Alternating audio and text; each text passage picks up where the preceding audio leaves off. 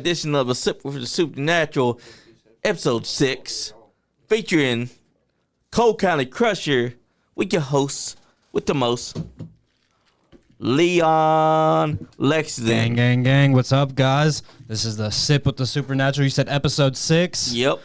We're on our way to 666, boys. We'll get there soon enough. This is my excuse to day drink and talk fucking scary shit with the boys. We got my man to the left, Black Cat Kenny Mulligan over here. Cheers, brother. Now, my guy sitting over here to the right, would you love to introduce yourself? Yep, I'm the Cole County Crusher from Harlan, Kentucky, and I'm happy to be here. Now, I know that you've been on the show a couple times. How many times, Johnny? About maybe 3 or 4. Now, I've been off of social media, so I don't really keep up with the podcast and stuff besides being on here. Can I get your origin story, just like a brief rundown? We ask every guest that comes in just to get like the brief rundown on your origin story, where you came from, what inspired you, how you got to where you're at today. All right, well, the brief story is, because it's a kind of a long one, but the brief story is basically that I walked out of a wrestling event up in Jeffersonville, Indiana, and got discovered and got sent to Grindhouse Pro Wrestling. Shout out to Grindhouse, by the way. But I'm originally from Harlan, Kentucky, and from a family of coal miners. So I'm just carrying on the tradition. So the gimmick lives. It's not just that. It's a part of your whole identity, a part of your history. That's right. That's what's up. Ain't you the one that always tells me that you don't leave Harlan alive? Ain't that from a song? That was my entrance theme for a while. Really? Yeah. I have a bunch of questions of just rapid fire questions I want to get to. Okay. So I mean we can start that before we get into all the spooky shit. I came up with these questions today, so you're the first one getting them. Okay, sounds good. Fire away. Who was your first match ever, and what went wrong in that match, if anything? My first match ever was against Dark Star, and I believe that's on it's on YouTube. It's a black and white picture video, but I would say it went pretty smoothly. The only thing that went wrong was only with the video, and it was only because the audio cut out for maybe half the match. But I mean, outside of that, it went well. That's what's up. Now you said that Harlan, the song was your entrance music. Is there another song that you wish that you could use, or thinking about using, or just you're holding back on it but you want to use it? I don't know. Actually, to go back to the other question real quick, my first ever match itself was the Grindhouse Rumble, which I won. But my first singles match. Damn it, your first match. That's crazy. Big time in it. Yeah, big time. My first singles match was with Dark Star. But yeah, I don't believe anything went wrong. Actually, there's one thing that I could have done better, and I would say that it was when I first came in, I didn't come in like a house of fire. Some people know wrestlers. You're a little timid, is what you're saying. You came in with a little bit of anxiety. I mean, yeah, I was really anxious. I was trying to kind of remember everything that I was trying to do for myself, because I had a mental checklist of everything I wanted to do, and I didn't really get to all of it. But at the same time, I just went in and just had fun. Hell yeah, brother! But That's the way to do it. Yeah, but on your second question, I really feel like the You'll Never Leave Harlan Alive, the version that I used was absolutely perfect, because it really hit with the boys, and they were singing it to me. Like, they continued to sing it to me. Probably during the match, they're just whispering in your ear. Hit you with a gut shot, then whisper it. Now, as a kid, who or what made you believe in this sport, in this profession? Like, what was the moment where you sat there and looked at it and was like, I want to do that? I can think of one moment distinctively, and that was when I went to OVW's Christmas Chaos event in 2001, I believe, because it was delayed from the previous year. I was 1 year old. Were you really? Yeah. Wow. He's a youngin'. I'm a youngin'. I'm showing my age.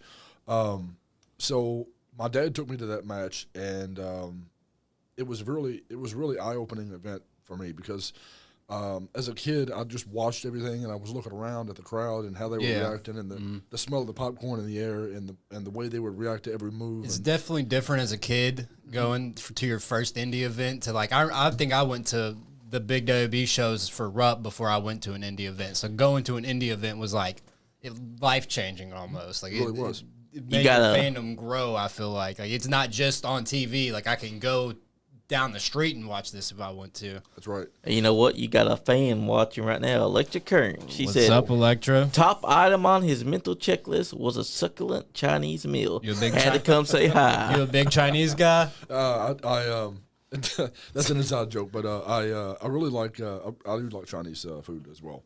So, Yeah, hi Electra, by the way. I love you and I hope to see you.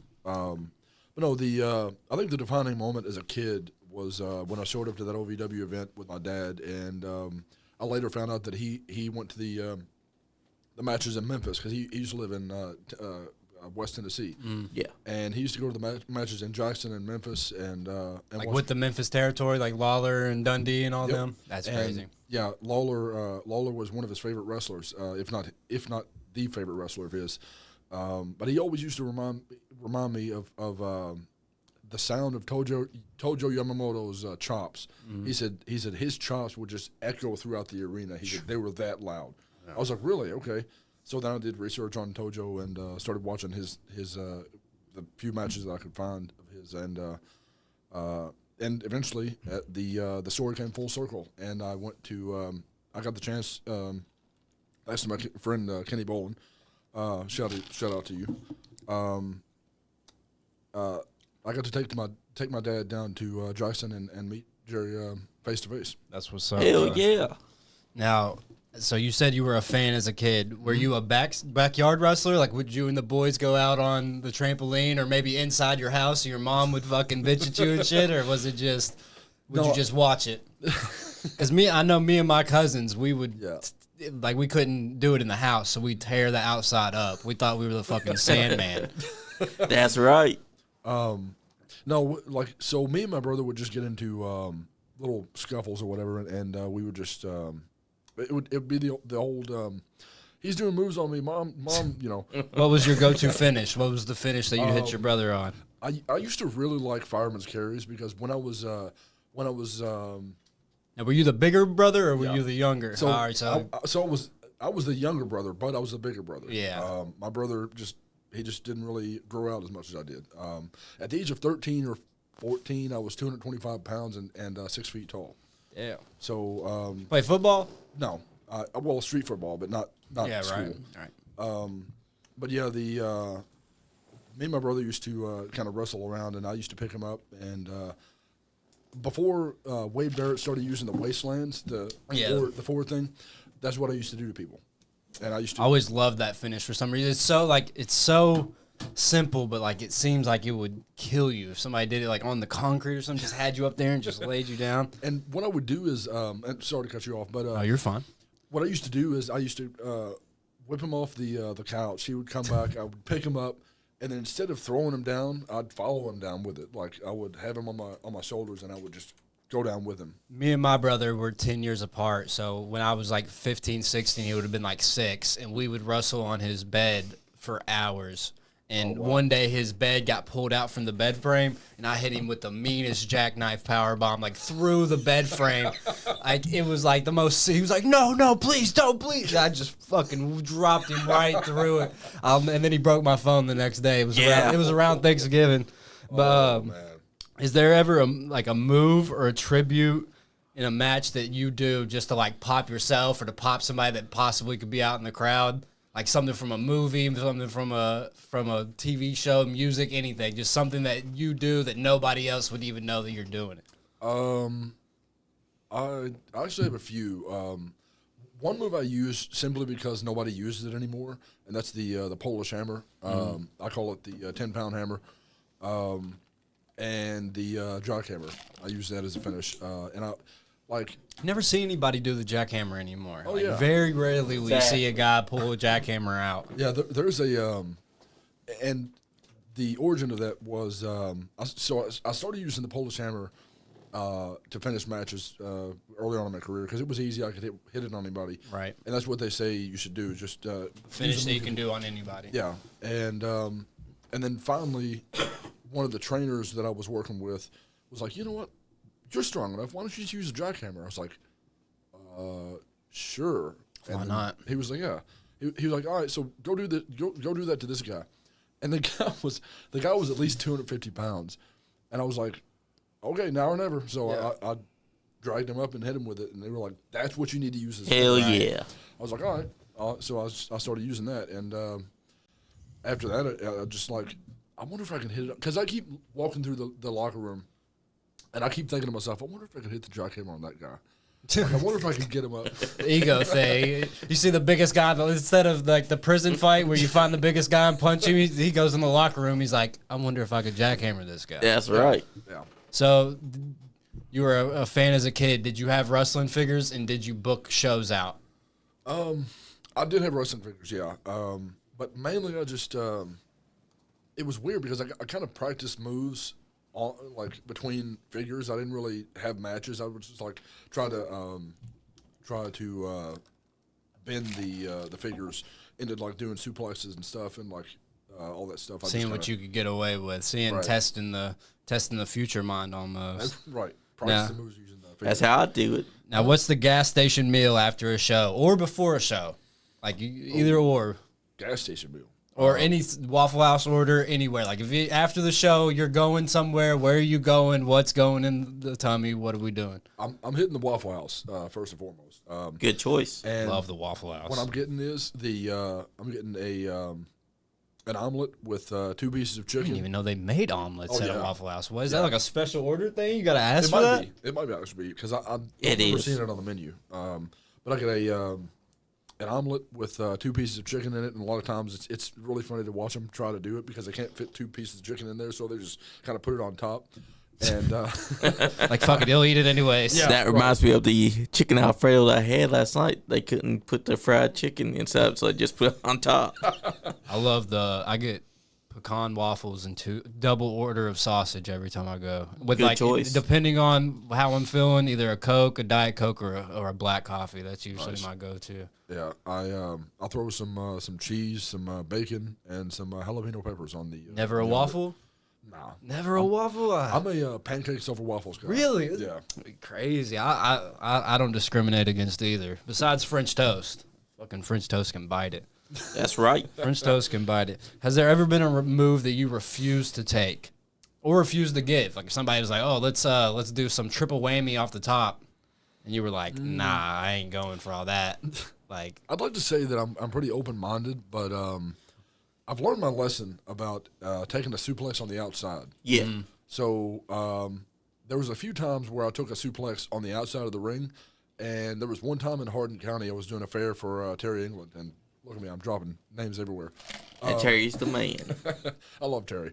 So basically what I did was I took a suplex on the concrete. Woo. I forget what his first name is, but it was Sinclair. Oh, yeah. Kevin St. Clair. Yeah. So me and him talked about it, a little inside baseball here, but me and him talked about it, and I was like, you know what? Give me a suplex on the outside of the ring. He was like, you sure? I was like, yeah. So I can take it. yeah, exactly. I was like, I can take it. It's fine.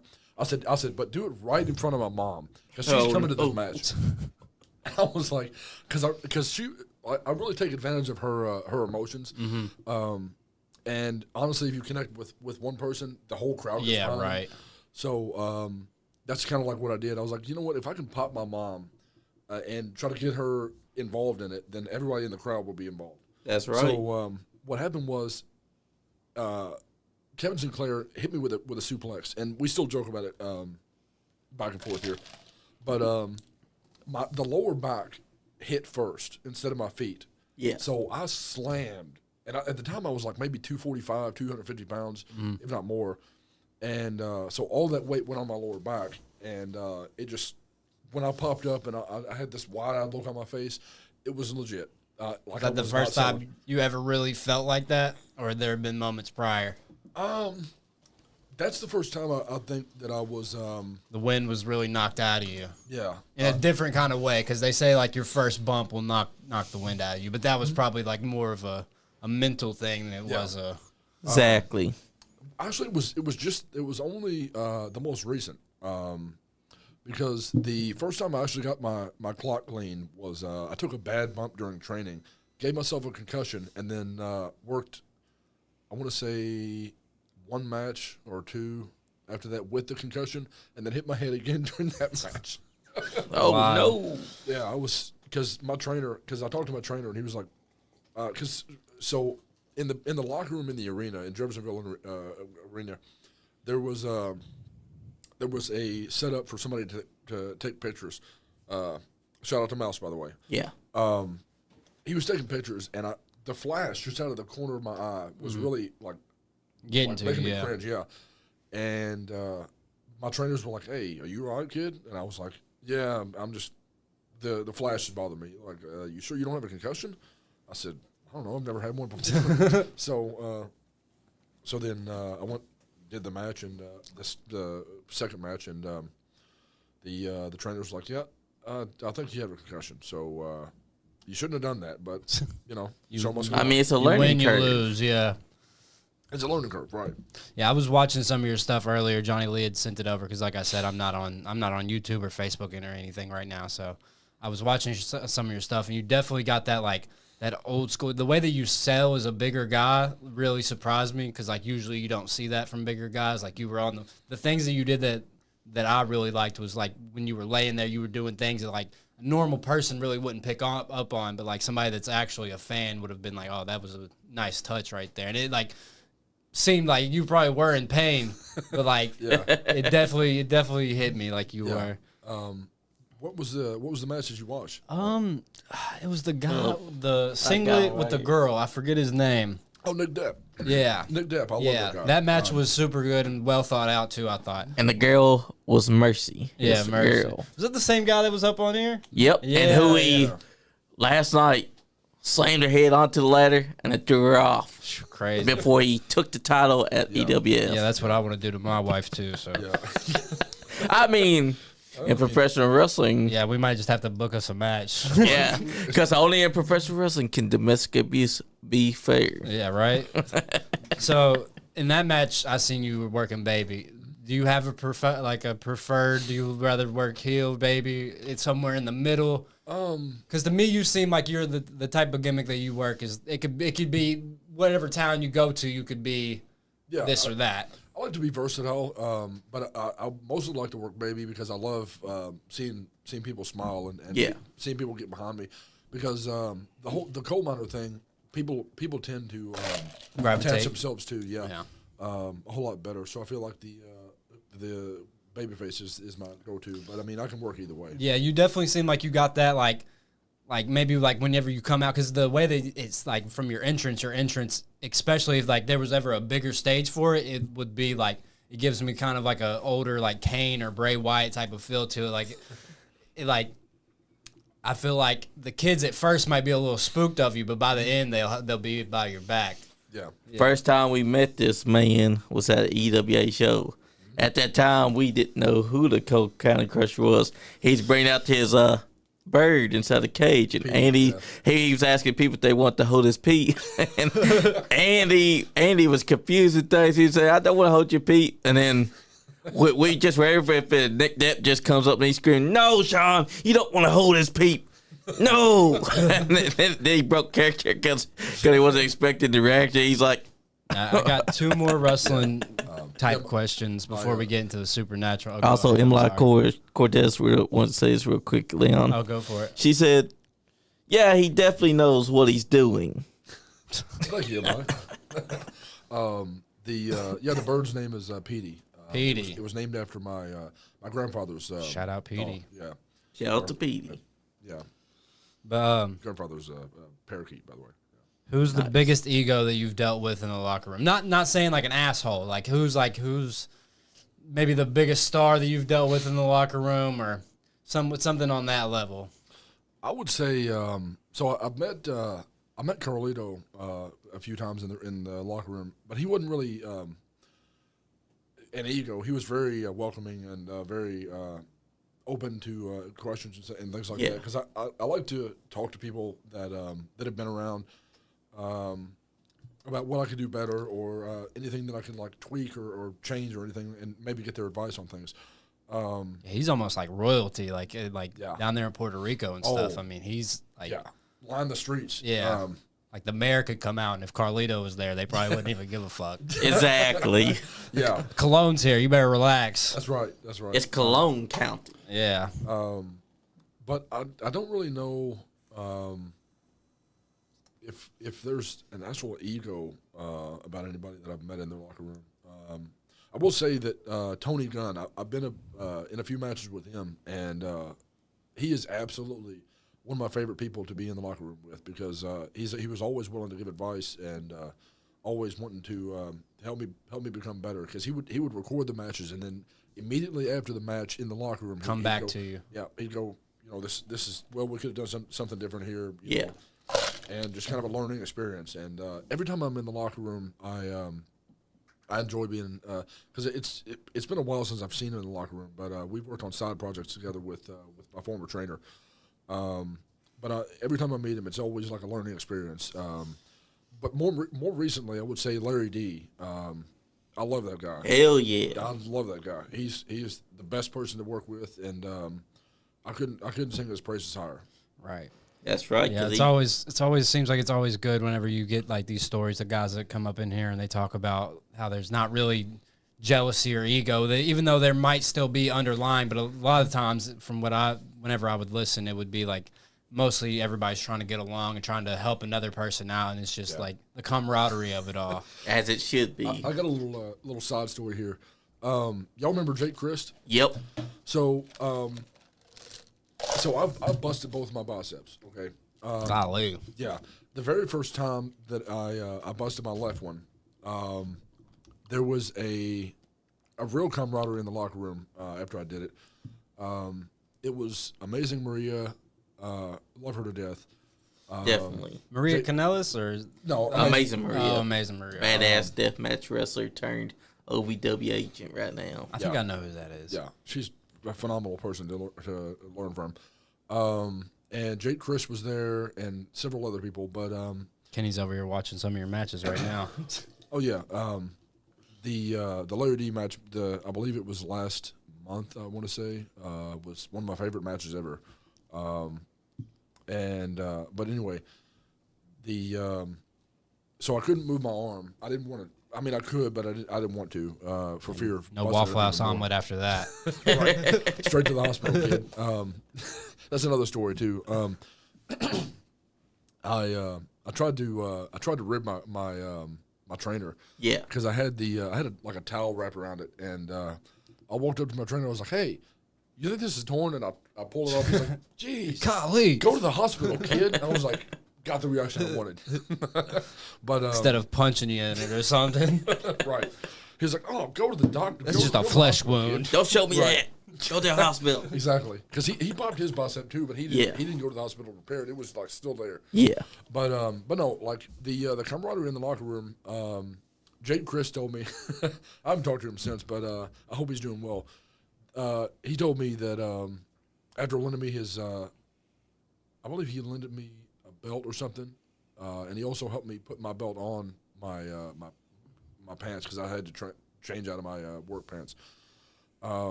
He said, "Don't tell anybody that Jake Chris helped you put your pants on." I was like, "I promise I won't," but now everybody knows.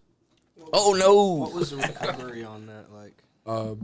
It was about 4.5 months, if not longer. And Did you work through it, or did you? I had to take off my suit job, which kind of hurt, but I mean it was kind of a long road to recovery, but it was a lot of physical therapy, a lot of trying to work it around and trying to make it back to at least half strength, trying to get it back working again. But, Exactly. Now, for the last wrestling-related question that I have, dream opponent, alive, dead, whoever you want. It could be George Hackenschmidt for all I care. Just alive, dead, indifferent, it doesn't matter.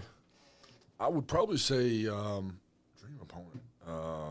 That's kind of tough. I would love to face Roddy Piper because he could fit asses in seats. Hell yeah, he could. Piper's one of the greatest. Amazing. Him and Bret Hart at SummerSlam, such a good match. Yeah. Yes, it is. It's also probably because selfishly I would probably always want to meet him, And if I wrestle him, I get the chance to talk to him backstage and kind of get his feedback and learn a few things from him. And, Just to learn philosophy from a mind like Piper would have Yeah. been crazy. Just to sit and have a beer with him, maybe not even talk professional wrestling with him, like just to sit with him for like 5 minutes on like a flight going somewhere and just talk to him about anything. Underneath that learning tree, baby. that's right. Yeah. I would say my dream opponent is my next one, because you can always learn something from every match you're a part of, and every person you meet. That's my philosophy. If you end the day without learning something, you've done it wrong. Right, so, for sure. My next opponent and the opponent after that is Your dream opponent. probably my I dream love opponent. that. That's a So you said You know what? you You tore get- both your biceps, right? Yep. Well, tell us about the second one. So the second one, Was that like, were you like immediately, well, fuck? yeah, I mean, in a way I was, because to describe the way the first one went, it kind of felt like I was being like a taser was used on my left arm, and it was just like kind of fired my nerves, and it was like an electric shock going up my arm, and I was like, oh, something's wrong. But my right one, it kind of felt like a Charlie horse. So I felt like I kind of tweaked it maybe. Yeah. Because it was in a match with Mickey Midas, and that's another guy I love to death. Love Mickey. He's always willing to teach and always willing to give feedback and everything. He's always been one of the nicest people I've ever met in the locker room. Damn straight. But it was just kind of a short sight by me, because he bounced off the ropes. He did like a springboard. This part was kind of funny. He did a springboard. He hit me in the chest, and he just dropped because I brick walled him. And I bent over, and I was like, all right. So I grabbed him, and I lifted him over my head like a deadlift. Yeah. And the minute I got about here is when I felt it kind of go, and it kind of felt like a Charlie horse. And I was like, Yeah. oh, something's wrong. So I put him down, and we continued the match. And then he did like a dive on me, and as soon as he hit me, and we went down, I was like, something's wrong. He's like, you all right? And it was funny because he's the one that hit me, and he was he was all right, because he took a bump on the side of the apron, and it kind of looked nasty, but he was still checking on me, and I was like, yeah, I think my arm is messed up, and he said, you want to go home? I was like, all right, sure. So we went another maybe 5-6 minutes, and we went home. But I've always heard with the bicep tears and injuries, it's like you can't really do much after. So it's like if you're in that predicament, you might as well just end it. That's and right. Send the people home happy. Then you just be like, oh, X up, we got to call it. right, and that's exactly right. You can't really do much for it, because once it's torn, and it's kind of like, well, we might as well just do it. work around it, basically. work That's around it, right. And that's what we ended up doing, and it turned out to be tore a little worse than my left one, even though it didn't feel the same. And I was like, it might have just been tweaked or something, because I didn't feel the same electric shock going up my arm.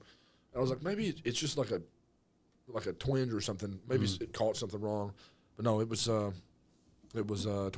So You must be the ladies' magnet, dude. Every because, comment on here has been a lady. Because Billy and Julie says, built like the Incredible Hulk, you get knocked down and stay back up. Proud of you, Crusher. Connor Bill said, what's up?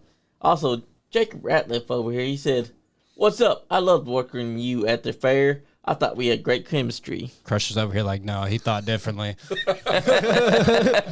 shout out to you, Jacob. That's right. And to you, Julie, I really appreciate that, and I'm always working to get better. And Lucy McGillicuddy said, Brock being your dream opponent. Oh, that'd be cool. Brock would be sick. I think a really cool match that you could have would be Pete Dunne. Mm-hmm. Yeah. Yeah. I would Or love to do that. you versus Bronson Reed. Yeah. So I was able to pick up Drew Dillinger when Drew was like 450, I think. And that's a former Gen X heavyweight champion. Yeah. Amazing journey, by the way. Body transformation, even transformed his mind, and I love the way he thinks about like outside the box about the wrestling business and about things in general. But I was able to get him up when He was at his heaviest. he was at his heaviest, and I was able to walk a few steps with him, and then he slipped behind me and got me with a dragon sleeper, and that's the way that match ended. But I've always wanted to run it back, and I really think that Bronson Reed would be a pretty good obstacle for me to go against, because I'm always looking for the next obstacle to overcome. I do too. There's a part of me that doesn't even want to get into the supernatural shit because I'm enjoying the conversation that we're having. But it's the name of the show. We're gonna shout out Willett with Old Bardstown. Let's get into the nitty gritty. So Johnny was telling me that you worked somewhere that you've had some shit go on. When did you, as a person, as a kid, maybe anywhere in your life, when did you sit down and say, oh, there is something else other than just what's being perceived outside of our mind? You talking about like spiritually? Yeah, spiritually, whatever. I mean, you lived in the mountains out in Harlan. I mean, there's probably some shit out there that I don't want to see. I don't say the W That's word, right. the S word, all that shit. Well, they down in my dad's part of the country down in Tennessee, they used to call them haints, and they were like spirits basically that would go through the fields, and allegedly you'd see like floating lights going through the cornfields, and Chills already, bro. oh yeah, 5 minutes. they were. Yeah. They and I think I can remember when my great grandmother died. We went down to Alamo, Jackson, Tennessee. I believe she lived near the border or around there. And I want to say it was 94, 5. No, it was a little later than that. But we went down there to spend the night and to kind of go to a funeral and do all that thing. You want another drink part? Yeah, sure. All right, got it. And so what we did was we spent the night there, and it was crazy because in that part of the state, it is completely black. There was no street lights, nothing. You looked out of the window, and it was just nothingness. And it was like that movie, The Mist, where you couldn't see the hand in front of you. Okay, that's scary. Yeah. And in the early morning, you would see the dew and the mist kind of rising from the ground. But early that night, it was maybe 10, 11, 12 at night. We were all getting ready to go to bed because we had an early morning the next morning, and I woke up. I remember I woke up in the middle of the night, and I looked up from the couch that I was laying on, and all I could see was a lantern coming around the corner Inside the house. Yeah, and I was like, "Grandma," because like I didn't realize that we were there for a funeral because I was so young. Yeah. And I was like, because we used to call her Mother Ree. We were like, Yeah, that sounds like somebody that might haunt you while you sleep. Or not haunt you, but just come say what's I was up like- to you. yeah, and I was like, this, like even as a kid, I was like, I realized it was creepy, but I didn't really realize the gravity of what I was seeing and what I was experiencing, and it was like, what's going on? And I attempted to talk to her, but she just kept walking, and That's creepy. yeah, and then the next morning, day, I believe, I told my mom about it, and she was like, Mouthful of flapjacks. yeah. I was like, she was like, what? It's like, yeah, I seen Grandma. Yeah. What'd you say? It was definitely surreal. Well, I know, like, just in general of how Kentucky is. I feel like we probably all four of us have like just superstitions about stuff like that, like knocking on the door after 8 o'clock, or just you don't write on a pen inside of a bathroom. Like these aren't actual superstitions, but stuff like that. And down there, I feel like they have that to like a T type. Type deal. Is that how that is? Is like, was your grandmother or mother very like superstitious in a way? Not really. My great grandmother, it was on my dad's side. Like I said, we were down in Tennessee. I don't believe she was very superstitious. I didn't really know her until the later part of her life because I was so young. But basically, my dad and my grandfather would always tell us about stories about, like I said, the haints going through the field, like the floating lights and things. That's that. I feel like that's where I kind of came to grips with, like, we're not alone. Right. There's something else that we don't quite understand that's going on, and maybe it bears understanding a little more. See, and it opens your mind a little bit. It's crazier for him to say his father and his grandfather, because in my family, it's always the women who have more of the supernatural, like, inked abilities into it. Like, I've told Johnny, I've said it every show that we've had. My dad was too poor growing up to believe in ghosts. That's why he's skeptical even when he sees Nice guy Andy was too broke as a child to even see a ghost because he had. I mean, didn't y'all see two of them before? And he's just what up, Jabbo? He's basically writing you off when you're saying, "Dad, those were two fucking ghosts that we just saw." I've seen ghosts at his house, and he's like, "Boy, shut your fucking mouth." I guarantee that you tell him that it's ghosts, he's like, "They're just seeing things. I was too poor to believe in that shit." He said, "I'm eating a bowl of shredded wheat. You think I really care about the shadow that's over in the corner?" I mean, for all I know, that's just your shadow, boy. It's like, hey, while you're here, pay rent. Yeah, literally, that's what he told. Every time I was a kid, and I would say, "Dad, there's something down here." He'd be like, "Is he paying rent?" And I'd be like, "No." And he'd be like, "All right, then it ain't fucking real." It kind of reminds me of me when I was a kid. And there was like a bug in the house, and my dad would be like, "Oh, they don't eat much." I was like, all right, well, it got me there, Dad. You're right. I was like, all right, well, Dad, there's a monster in the bed. Does he pay rent? He doesn't eat. All right, he doesn't eat. So where from there, from the haints and these things that you've seen, did it evolve? Did you go looking for these things, or have you always just had that innate ability to kind of feel out a place and be like, "Oh, this isn't the right location to be at," or "I can feel something in here, a presence or anything"?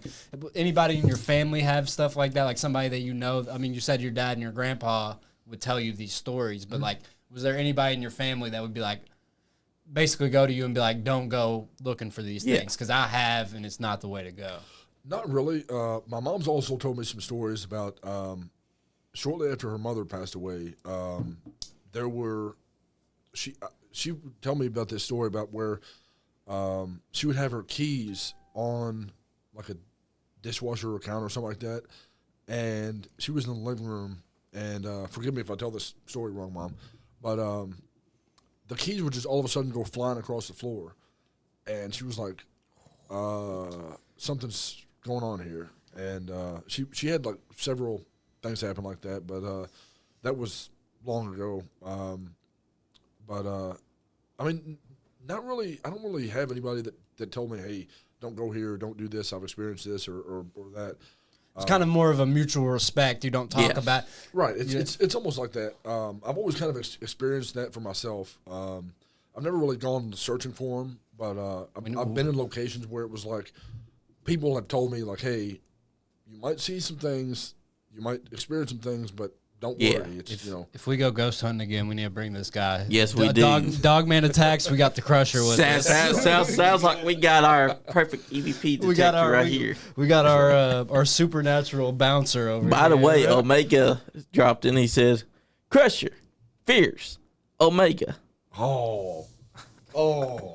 Talking smack. Oh, and Cash Jackson popped in. He said, "My guy." Yeah, dude, you got. Love you, Cash. We've had people on here that didn't get one comment, dude. They're lighting you up, man. They love you, Crusher. Yeah, Crystal Graham said, "Crusher, one of the best." I appreciate it. Love you, Crystal. I hope you're doing well. I haven't seen it in a while, but hope you're doing well. But Crusher fears no man, Omega. And honestly, if you want to step across the ring for me, be my guest. Be his guest. That's right, but yeah. I always love a good fight. Fighting is one of my favorite hobbies. So whenever you're at these places and they're telling you that you're going to see things strange, does it just happen? You take a look outside your eyes, you see something move, you're like, Yeah, have you ever Okay. been? Have you ever been to a venue like, oh, we're going to freaking? I'm trying to think of a shitty town in the middle of Kentucky, Barbersville. Have you ever been to a Barbersville, Kentucky event where you went into the arena and you was just like, "Yep, I don't want to be here long. Can I go on first?" No, I always found it kind of intriguing to go into places that people say were haunted or active supernaturally.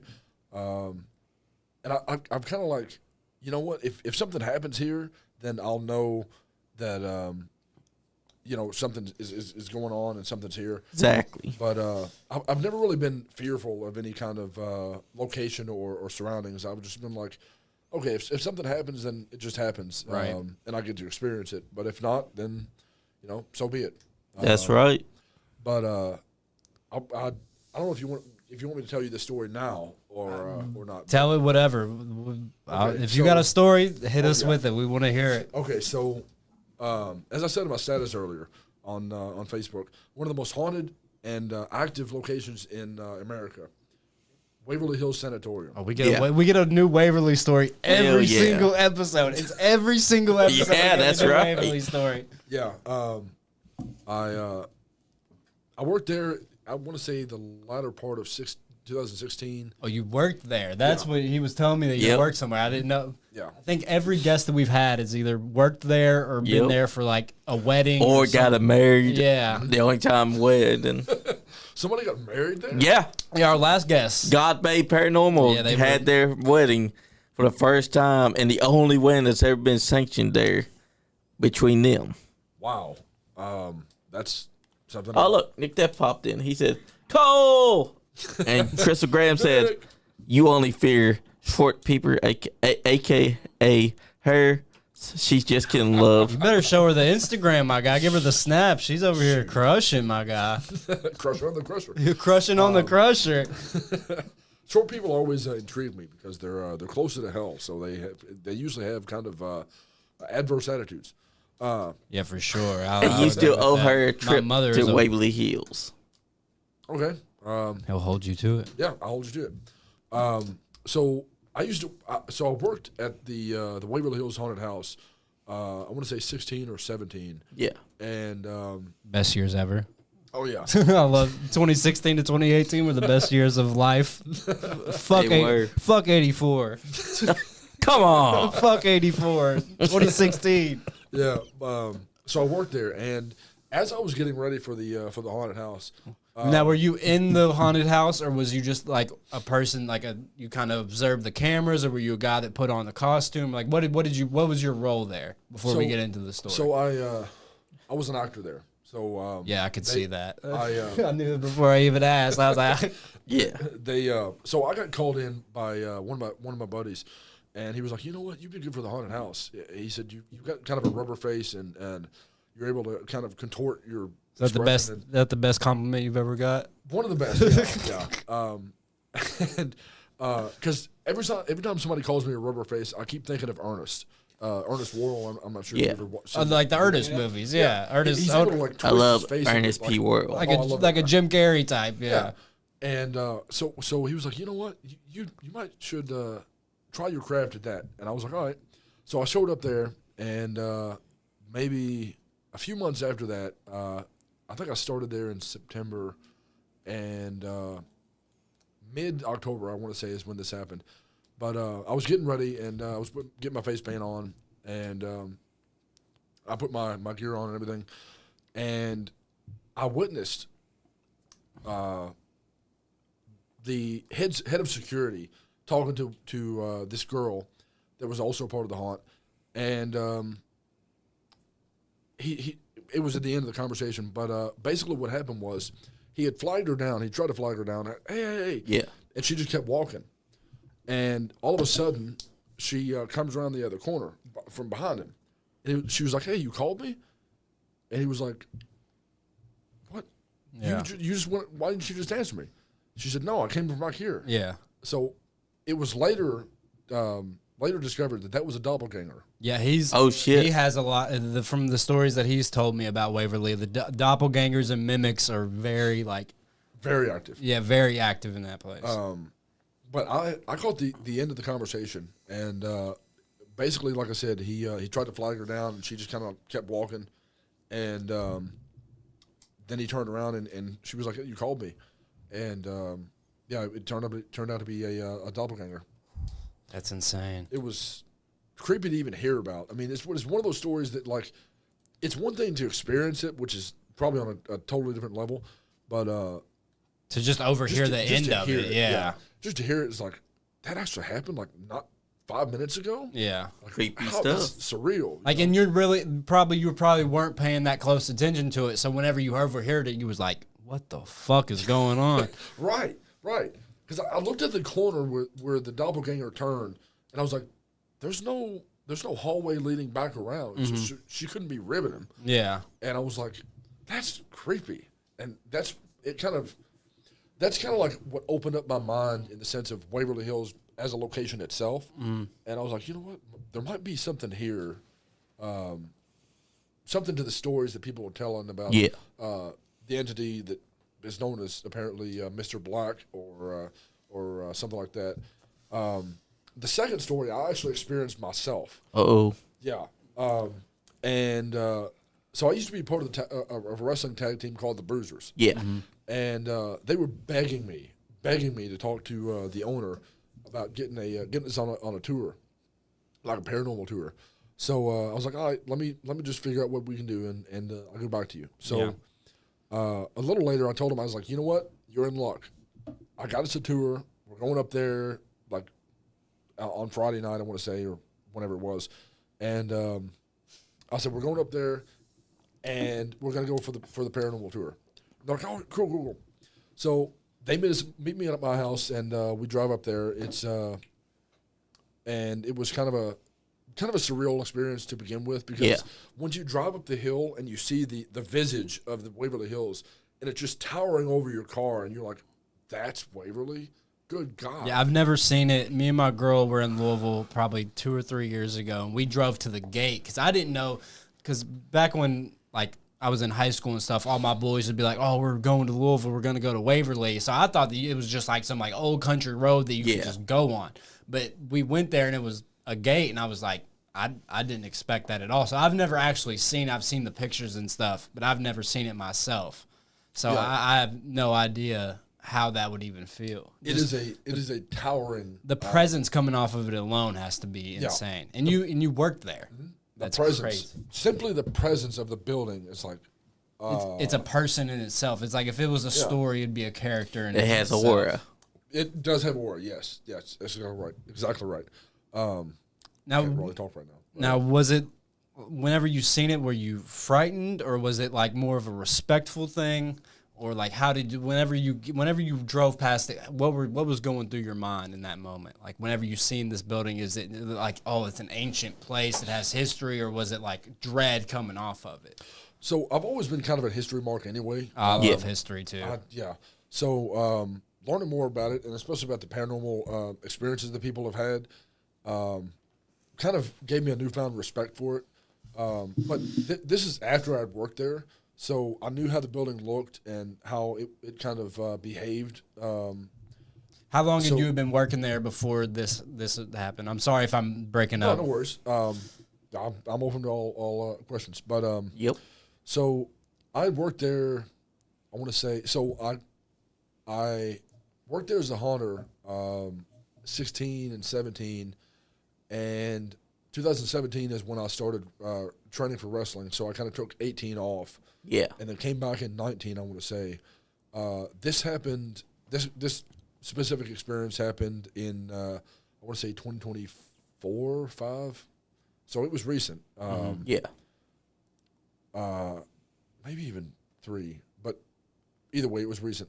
So basically what happened was we took the tour, and eventually you get to the OR where a lot of crazy operations happened because they were kind of experimental there. No, for sure. They didn't really know how to treat tuberculosis, so they were just kind of like trying everything. Yep, because at the time, tuberculosis didn't have no cures. Right. It was, I don't think it's still to this day. It might not even be cured. Like if you get tuberculosis now, I mean they can treat it, but like you're still gonna have it throughout your life. Is what I've always come to the understanding of. so kind of like shingles, where it just kind of sticks around. Yeah. behind Yeah, the scenes. yeah. I know back then. I'm big on Red Dead 2. I don't know if you played Red Dead 2. Yeah. I've like from playing that game, I got big into like the history of back then and stuff with tuberculosis and stuff. So it was like if you got black lung, they basically pronounced you dead on sight. Like you had about 3 weeks to live, and that was about it. It was they were already preparing the box. So and I didn't really realize how deep of a pandemic it was. It was like it was killing. I want to say it was killing a lot of people per day, and I'm not sure if you ever heard about the stories about the body shoot. I have. Yeah. I've watched all the Ghost Adventures and Ghost Hunters and stuff where they go there. So basically, the story behind the body shoot was they didn't want to see a hearse pull up to the front door. Yes, it is, every Matthew hour. Berry. What's that? He was asking, is this at Waverly Hills? Yes, sir. Yeah. So they didn't want to see a hearse pull up to the front doors every hour or several hours. So they made the body chute to where they could pull up behind the hospital, wheel the gurneys with the dead people down the body chute, and then they would end up in the woods somewhere where they would be away from the prying eyes of the patients, because they wanted to keep the morale up. Right. And seeing a hearse pull up every hour. I think it was up to. I think we've done research on this. It was like 500 to 1,000 people, like a week. Yeah. Was it really? It may have been a day, but to me that seems really crazy for 500 to 1,000 people dying a day. But like I think it was a week that like in a week that many people, It was week to extreme. 2 weeks. Yeah. It was extreme. Our researcher over here is getting down to the nitty gritty. That's right. You got to research it. And what's funny is my haunt room, was just off of the body chute. So I would chase people down the hallway towards the body chute, and then it would cut off to the right where they would exit the haunted house. But the body chute itself was gated off. Approximately 1.25 million people died from tuberculosis annually. Wow, Yep. that's insane. Over 1 billion people have died from TB throughout human history. Wow, That's because it's 10% of everybody that's alive today. right, because you figure, what is it, 7 or 8 billion now? Yeah, it's like about 8 to 9 at what we stand today. Yeah, so that's a pretty significant amount of people. And that, like I said, that was the craziest thing. My room was just off of the body chute, and like I said, the entrance to the body chute itself, because it was kind of a steep cutoff. It was like an iron fence to prevent people from going down there. And they would, like I said, they would cut off to the right and exit the haunted house.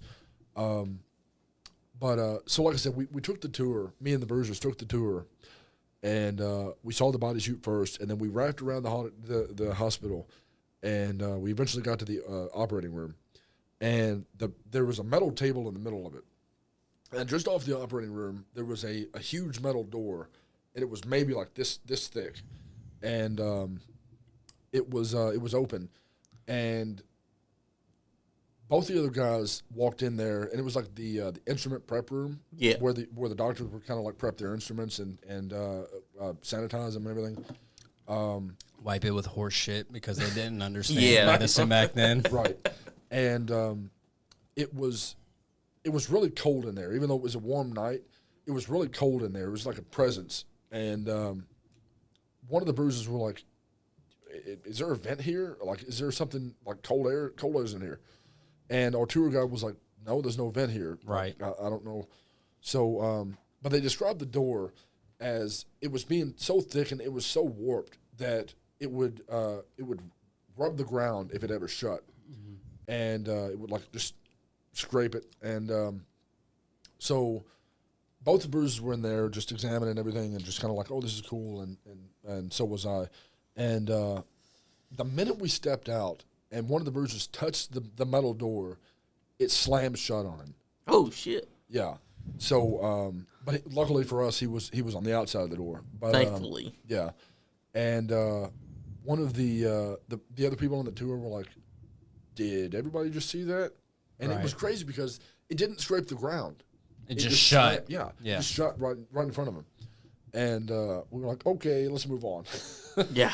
Now back to pro wrestling. Have you ever been to a venue where you stepped in and you were like, "Yep, this is probably not like," because I know whenever I go, like sometimes you go to these indie shows and like they're in a place where it's like this place has history. Like even if it's an old high school gym, that especially out in these older towns somewhere deep in Kentucky and Tennessee and all these other areas, there's history in these schools and these That's buildings. what I like to know too. Yeah, have you ever felt it? Have you ever felt it in any of these buildings? I wouldn't say I felt any kind of supernatural presence, and maybe my mind's not tuned up to that kind of thing. But Yeah, you're worried about other things other than just like wrestling. yeah. So, but I have walked into buildings that had history to them, and I was like, you know what? I wonder how this building was back when it was being actively used. And there's one building in particular, and it was in Crossville, Illinois, and I want to say it was like an event center or some kind of like a school or something. Yeah. But there were like school photos dating all the way back to like the 1930s, 1920s. And they had like it was almost like yearbook photos, but they had like, it was because it was probably a smaller school, so Yeah. they could do something like that where they could like outline the history of the Right. school. And I believe it was an event center that turned into that from a school. But yeah, they had people's like high school photos and things, and you could see kind of the history going down, because as you would walk down the hallway, the years would get Deeper into like now. yeah. I know whenever I go to like schools in general, schools and churches and hospitals always have that vibe to me. I don't Yes, know they do. what it is, but like if I go into like, even if like my little brother's playing like a basketball game somewhere and I go into the school, I feel something different. Even if it's not like a grief feeling or like there's something here. Like I just have that feeling. I don't know what it is about schools, churches, and hospitals, but in government buildings also. Like like all those buildings kind of just have that same, not an eerie feeling, but like more of just like there's something underlying here that I'm not processing at the moment because I'm a guest in its house. But if I was here all the time, I feel like I'd be able to feel that. That's honestly how I felt about that Crossville gym or event center or whatever it was. Yeah. Because Crossville is kind of a village of 800 people, if not a little fewer, and so it's kind of a small town, and so but you could feel the history as soon as you walk through the doors. You can smell. It's almost like that new book smell, you know? Right. New car smell. Yeah, You can. There's ghosts here smell. You can kind of get that. Like you smell and you feel the history. You're like, so a lot of stuff happened here. You can kind of feel it as you walk. You can kind of feel people leaving class kind of deal. Like you know what I mean? Yeah. Like the history is there, but like I said, my mind might not be fine tuned to the experiences. Yeah. But I keep every time I walk down there, and I haven't been there in a long time, but every time I used to walk down the halls, I used to look at these pictures, and I was like, I wonder how these people were like when they were alive. Because I mean, I think it went back to like the 1920s, maybe even earlier than that. And I was like, I wonder how these people were, how they acted, how they felt, how they learned, and I'm kind of fine tuned to people's experiences. I really want to learn how people used to be and how like the way people came to be. This has me curious right now. Crystal wanted me to ask you about the movie Death Tunnel, filmed at Waverly Hills. I've never even heard of that movie. Oh yeah, there's a movie. So I'm not sure. I don't know if I've seen it or not. I might have watched it because I think she told me one time that she wanted to watch it, but I'm not sure if I ever found it or not.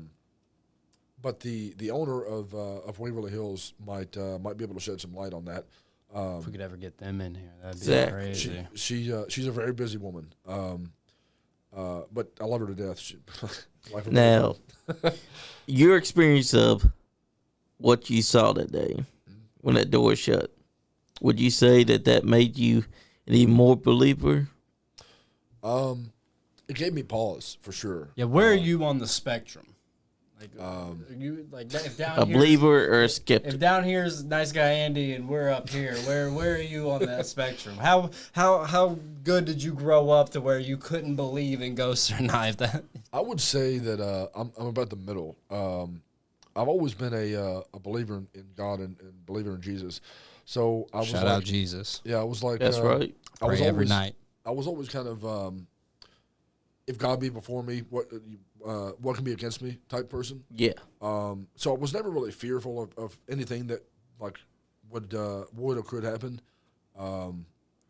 But I was it a big. It was always like a thing in my mind, like, you know what, something might be here, but I'm not gonna give it any energy. I was a big atheist throughout high school, and like even like I wore a lot of shit that like everybody in my grade throughout like middle school through high school, they all thought I was a devil worshiper. I would never worship the devil, but they all thought I did because of the way that I am. People think of me a different way, but Perception. I pray to Jesus, and I don't even know if it's Jesus. I pray to whatever. I think God is so astronomically impossible for the human mind to comprehend that it's like a ball of light, kind of like that light. Whenever they say like a baby's coming through and they see the light, like that's what I perceive God possibly as, and I think that religion, we've talked about this on the podcast before, religion and what you grew up with has a lot to do with how you perceive these things. And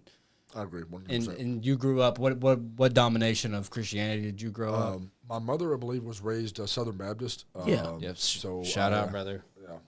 So I kind of was on that belief, but I mean, I kind of when I grew up, I was like, you know what, I didn't really consider it a religion as much as a relationship that I had with Jesus. That's And all. it was That's like, all religion should be, Yeah. at least to me. Exactly. I don't think it you was should like- have to go and pray to a God to have a relationship with That's God. exactly was- right. It was like the way that I perceived life itself was one of these things. Like things might happen, but like you don't have to give it any of your energy, and you don't have to really. Out of all the people that we've had in here to talk about supernatural, you're probably the most that's been like, I don't give it no thought, but I know it's there. That's right. That's pretty much it. Yeah. I love that philosophy. That's right. That's a good philosophy to have. He's one of the good ones when it comes to wrestling and the supernatural. Damn, brother. Skippy. Like, Cash Jackson over here also want to say something to you, brother. He said wrestling in school makes the match more fun. That's true. That's true. there's something awesome about just going to like a high school gym or an elementary school gym Yes. and watching a match. Like Yeah. it's just like it feels different. It feels bigger stakes. I I, mean- don't know what it is. And also getting Chris Crow suplex onto the gym floor by Michael Zodiac that day. So Yeah. So you've never had anything happen on like as an indie guy or what? I shouldn't have said that because that was fucked up. no, that's you're okay something because he is an indie wrestler that is doing You great take work. very good pride in your craft, and to some people that may be disrespectful, and I apologize, but. Y'all stay at a lot of hotels, a lot of motels, maybe even a friend's couch, maybe even fuck it. We got to go to the next town next week. Yep. We got to go to the next town. Maybe tomorrow. slept inside your car. Sleep Maybe in the Waffle House parking lot. You've never had anything happen on the road? Not that I was ever aware of. If it did happen, it just happened to the people that were around me, and not to me specifically. So, you got lucky there. yeah, Because just imagine you pull into a Waffle House parking lot, you want to sleep there that night, I feel like Waffle And House then- got an aura about it at a certain point in the night. Like, and then you feel like a ghost is just taking their hand, just gradually the Waffle right through House your turns bed. into the back rooms after a certain point in the night. Like yeah. after 4 a.m., that 4 a.m. to like 7 a.m. before the truckers get there is like.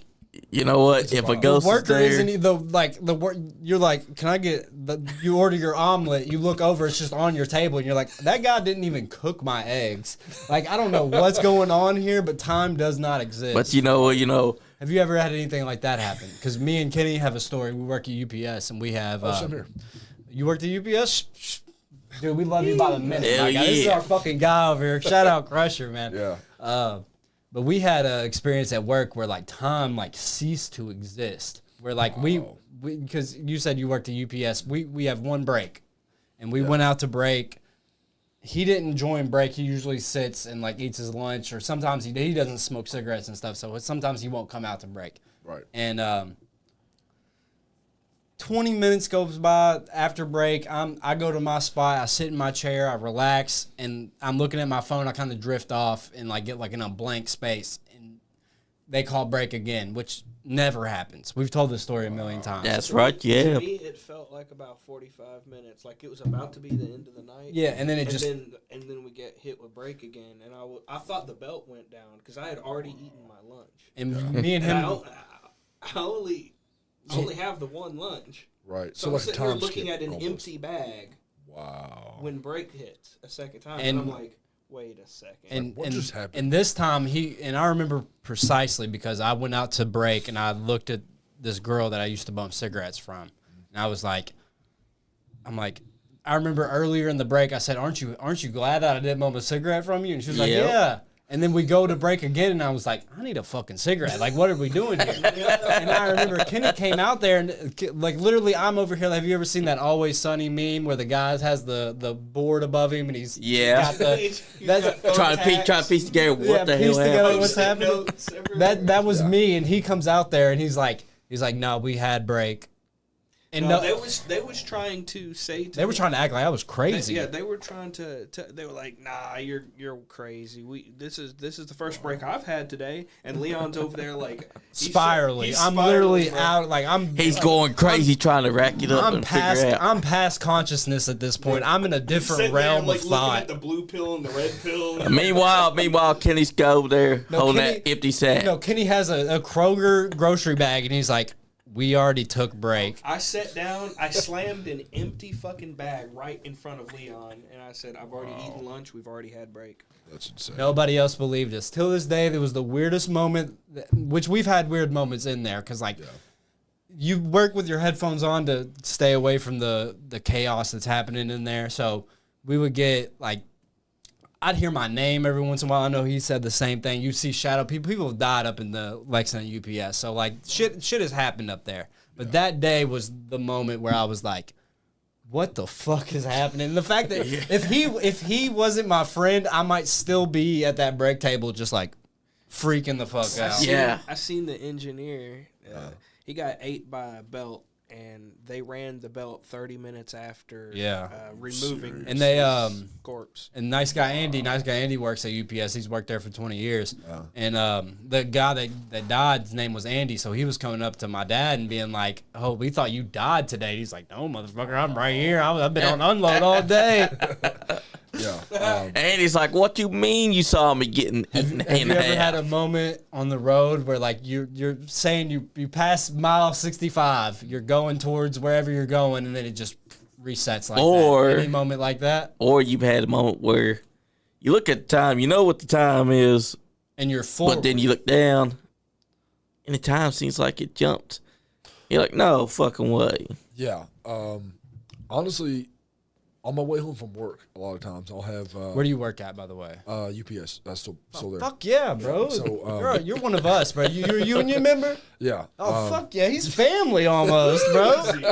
That's my cousin over here, Crusher. That's right. So a lot of times on my way home from work, I would always call it like road hypnosis, because it would just kind of drive and then it would just kind of blink and it's like, how did I get home? Yeah, I get like that on the interstate all the time. If I drive on the interstate for more than sometimes 30 minutes.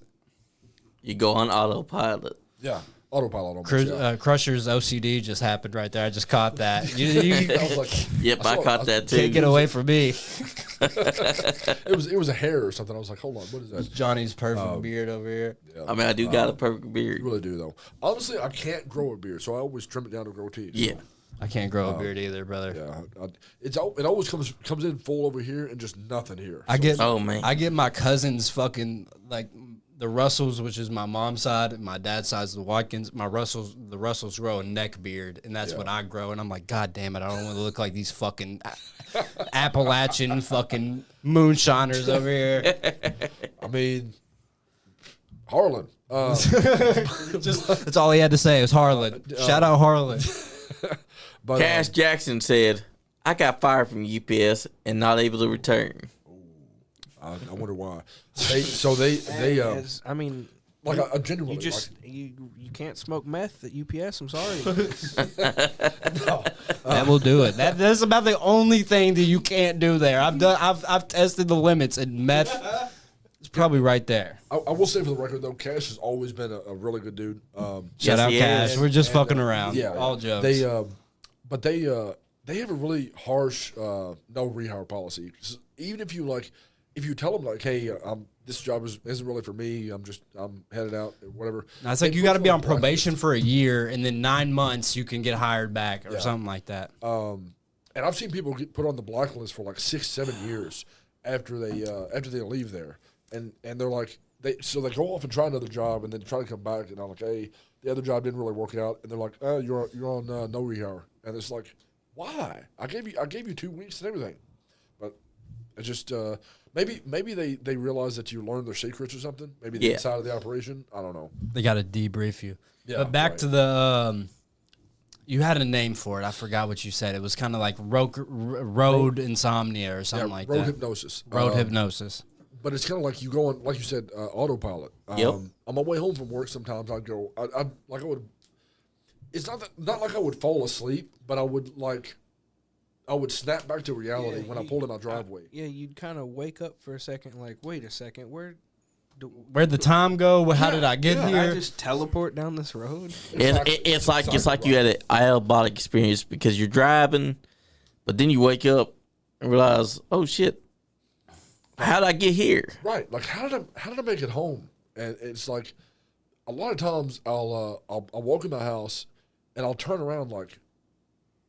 Got to make sure your car is okay. Right. It's like, that's a really scary feeling because I look back in my car, I'm like, okay, no new dents, no blown tires or anything. I'm good. We're all good. But you live alone, or you got a girl or something, kids maybe? No, I live with my family. That's what's up. Shout out to the family. Yep, that's right. So yeah. What? Cash Jackson broke someone's nose. That's why he got fired. Ooh, that's no. I've seen people that fought there. They never get rehired. That's another like on the stoop. That's honestly apropos for Cash because he don't really come off to me as somebody who handles the BS. Like he just like, all right, if you're about it, let's be about it. Right. Exactly. So that's my brother, by the way. I love that guy. I can just imagine him punching one of these snot-nosed fucking supervisors right in the face, dude. I can too. Yeah.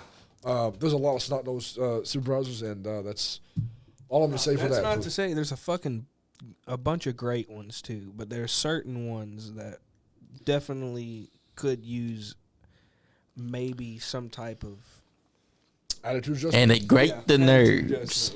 Have you ever seen a UFO? No, I have not. I have. Have you really? Yeah. Oh, Just back in 2021. I think they dropped you back off. No. They gave you they said, Johnny, we need Reese cups, and they dropped you the fuck back off. Me and my cousin's boyfriend were out on the porch. It was 1 or 2 a.m. We were sitting down. He looks up. He's like, Johnny, I think there's something inside distance, and it's not a damn plane because it's just hovering there. So I turn around, and sure enough, in the distance, right there across the bridge from my house, you can see what looks to be a UFO just hovering above someone's house. And me and him's just sitting there staring at it. I'm staying up just to look at it.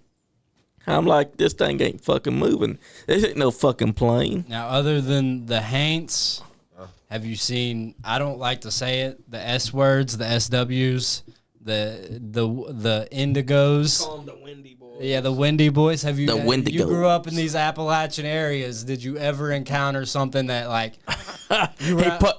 Hold up, real quick. He said he punched the manager at Joe's Crab Shack. I have a crazy story. How did that get you fired from UPS, bro? He punched the GM. He punched the GM at UPS at the Crab Shack. Oh man. That gets you what fired. What were you doing at the Crab Shack with the GM, bro? I have a story very similar to that. When I was like 7 or 8 years old, we went to Applebee's. It was me, my mom, and my dad. Did you go out with the dude and looking? You're like, hey GM, let's go hit Joe's Crab Shack. Or did you just roll up and he was there talking shit? Like, what? How does this work? But By the way, you're fired from a job that we're not currently at. oh, that'd be the That's worst. bullshit. That's like getting fired on your day off, bro. You get Right. fired at a Cash different said- location.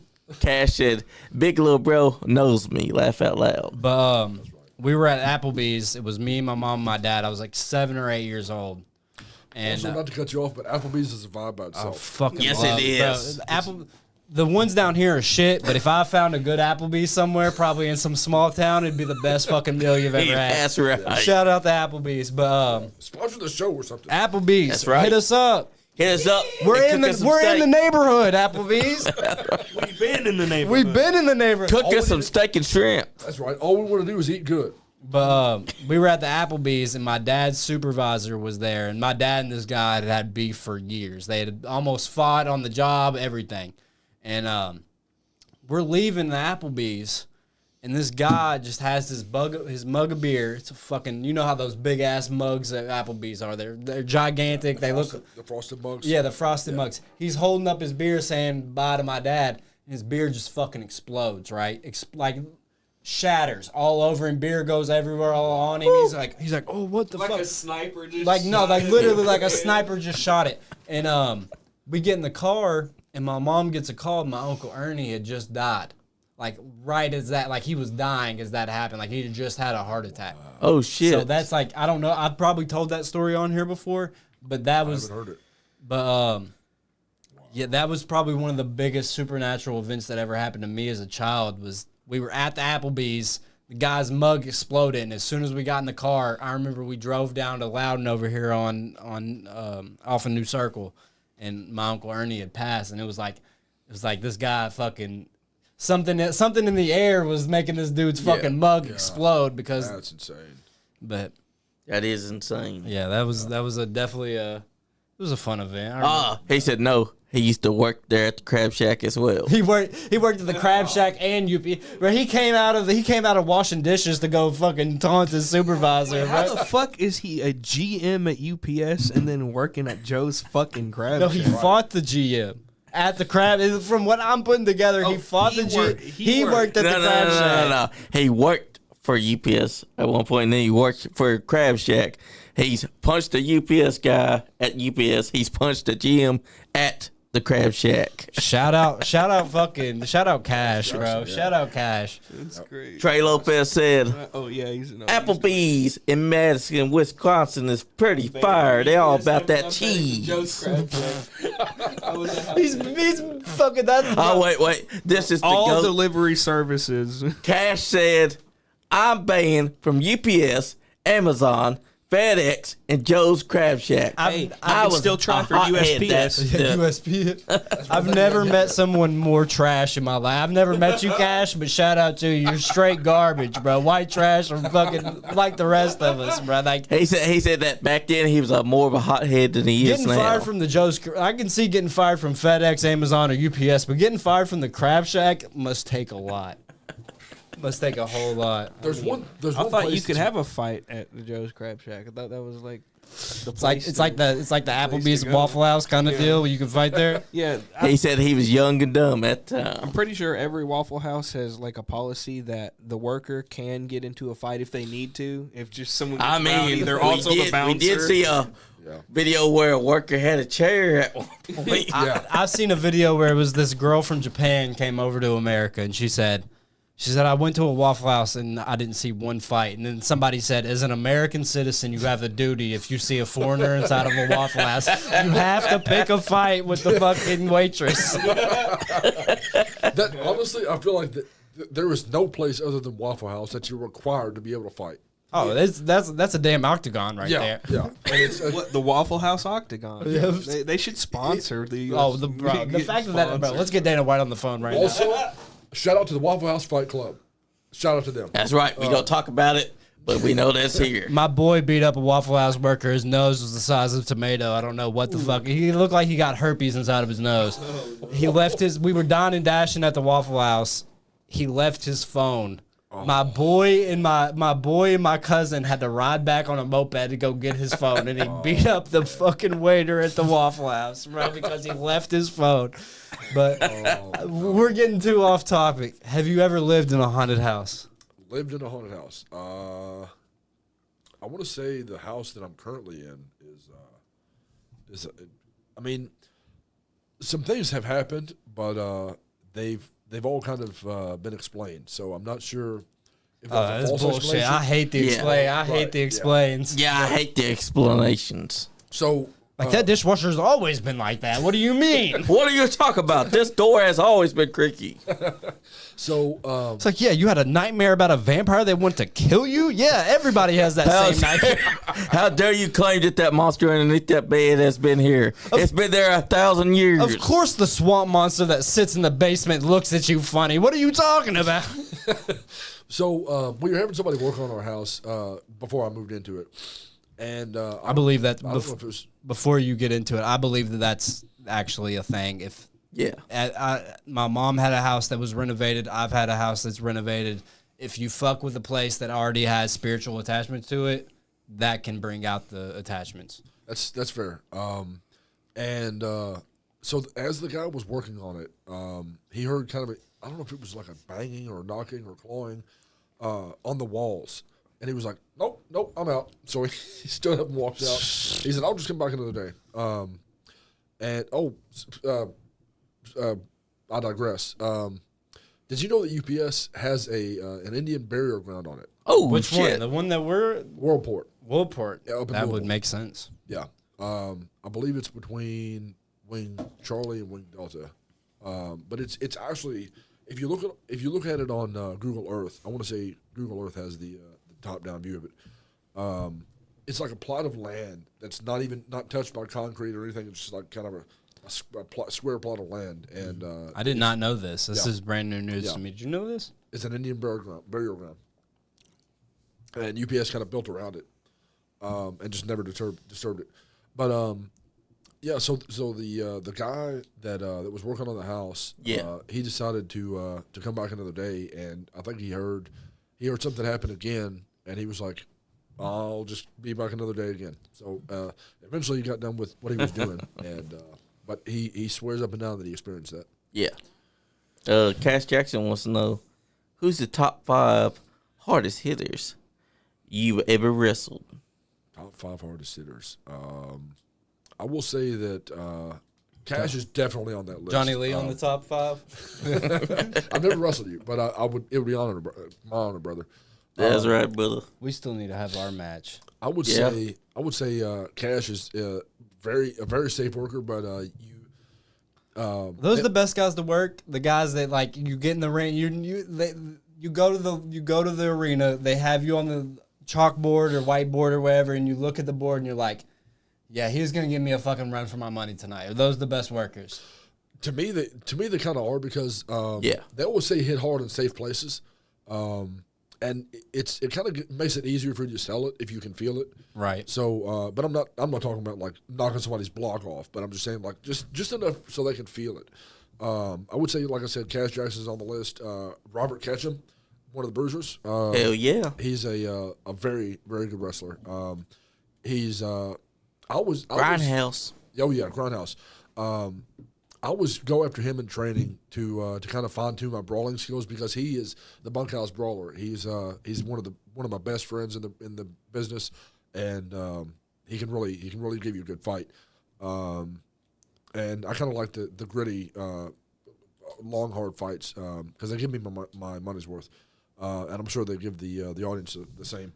That's right. Well, I feel like that for me as a fan, if I ever hit the lottery, if I ever came with $1 billion, what I would want is something that's like mix the UFC with Days of Our Lives. That's what I would want. That's right. Like, a soap opera and some UFC. Yeah, like where it's like it's two guys, they're in the ring, they have their adversaries, shit just happens. That's if I was a promoter, that's how I would want it to go. I love that old school mentality. You don't see it as much anymore. It's definitely a lost art.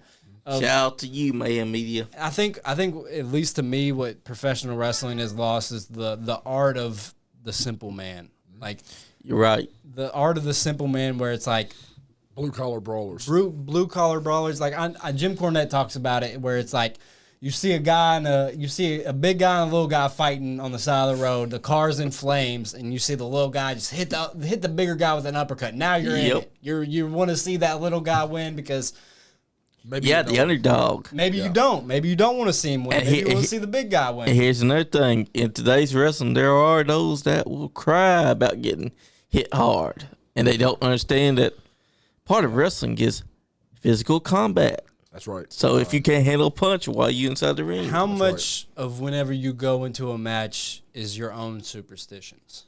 Like how much going back to the supernatural stuff. How do you go in like, oh, I can't eat a bag of Jack Links before a match, or I can't hit the Thornton's bathroom 10 minutes beforehand. I got to come to the arena. I got to sit. I got to do my preparations. Is there anything that you do before a match that gets you in the mood, gets you psyched, and also how much? I know that you said that you're from Harlan. Your family is deep rooted in coal mining. How much is that? I don't think that you're putting on a character. I think that that's deeply evolved into you as a person. That's right. How much is that you? And also with like the superstitions and stuff. Do you have any superstitions? Not so much superstitions as much as kind of an awareness. I always say that 90% preparation is key, at least, and 90% preparation, 10% skill. I mean, before a match, I don't like to eat before a match because I feel like it clouds my mind in a way. I like to just go in and get to business and get out, watch the rest of the show, talk to some of the younger boys, talk to some of the older guys, get the feedback, get some advice, and sit under some learning trees, and then hit the Waffle House. So at this point, are you the older guy? Are you in the middle? Are you a newer guy? Because I feel like you're the type of guy that if you see a kid that reminds you of yourself, you'll sit there and give them advice. But you're also actively looking for advice from the older guys too. I've always had this philosophy that you can learn from everybody that you meet, whether they're young or old. I feel like you could learn from even, like, not to say that I have any business in professional wrestling. I feel like you could sit here and talk to Johnny and learn something that, like, even like as a fan or as a just what he does, you could probably sit here and learn something from him. Right, and I feel like that's from anybody though. That's right. It's always best to get the outside perspectives because you being inside the box, you might get the you might not see everything that goes on outside the box. So honestly, I like to talk to the people that may be outside the ring and kind of get a feel for the vibe. Like, okay, so how do they react to this, and how was this kind of I feel like that's I feel like that's a supernatural thing too. Yeah, it might be the way that at least to me is wrestling has always been mythology. Like, from a very young age, like motherfuckers would tell me that the Undertaker wasn't a real dead. He was to me. Yeah, you can't tell me that he wasn't dead to me. Part of the art is to make it believable. Out of everything I ever watched as a kid, if I didn't care how many kids came up to me in the middle of school and told me that it was fake, it was real to me. Yeah. And I feel like that's it's not a lost art on professional wrestling. Exactly. But it's definitely, to me, what holds the glue together of professional wrestling is that it's above. It's an aura. I don't even think it's an aura. It's like a primitive feeling in a person almost. Yeah. Like it's like two guys fighting over, like, because we watch UFC and we get pissed off because we put money on it and we get mad.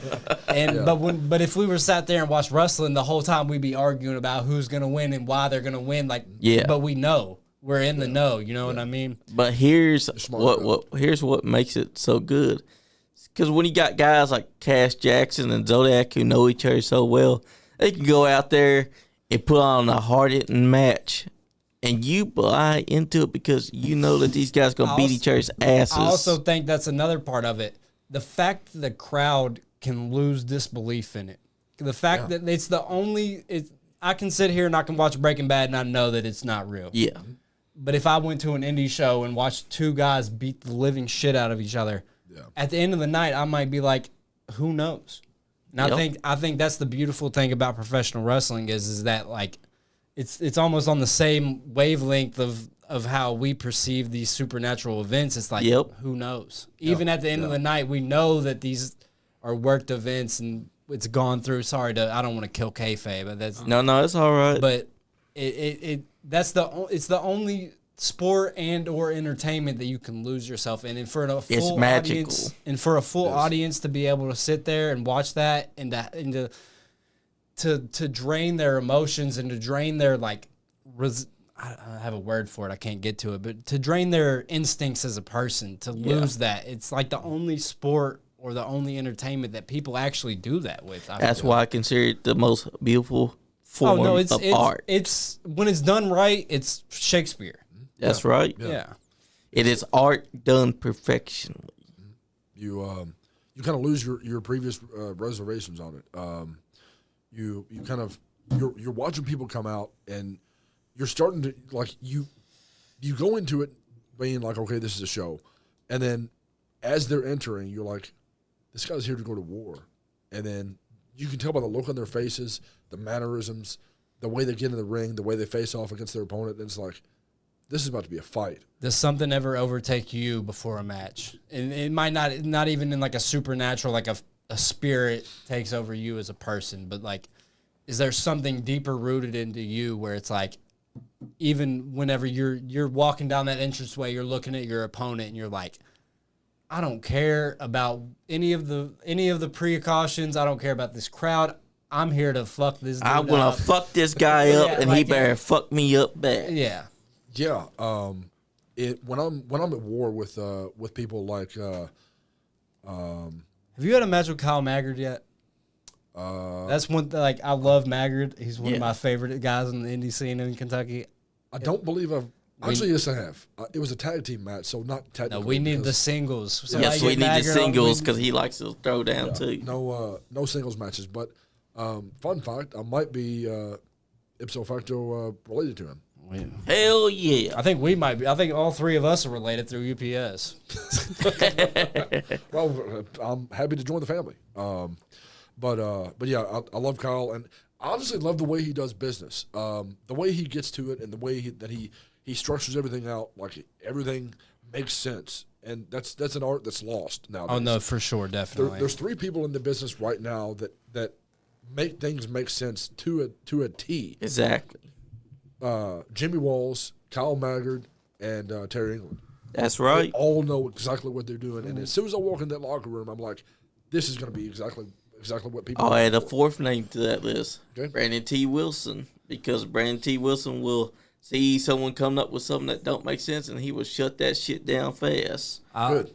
I think the mythology of professional wrestling has a lot to do with it. Like, to me, it's almost brainwashing to an extent, because back in the 60s and the 70s and the 80s, when the territories were really before the WWF, before Vince McMahon came along and said that these were the rules set in place, people bought into this shit. Yes, it did. This wasn't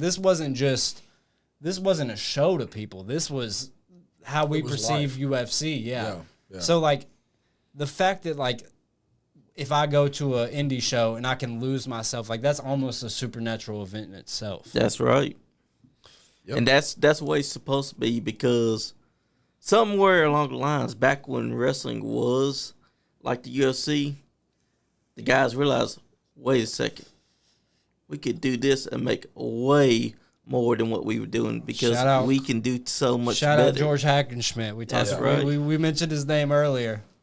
Have you ever seen a picture of George Hackenschmidt? He looked like if you've seen Batman in real life, it would have been George Hackenschmidt. Yeah. That's right. He had it down, like the physicality. I feel like he had it down to a fine science, and just like you said, you could go in and fight your heart out and just beat the piss out of each other for several minutes.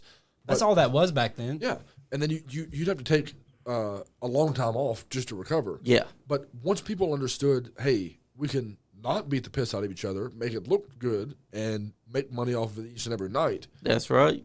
that's where the fine tune of And the plus- fine art started. All the people that are skeptical, when they sit down at a wrestling show, they lose their fucking mind because now they've lost all that pretense that they had going Yeah, I think into it.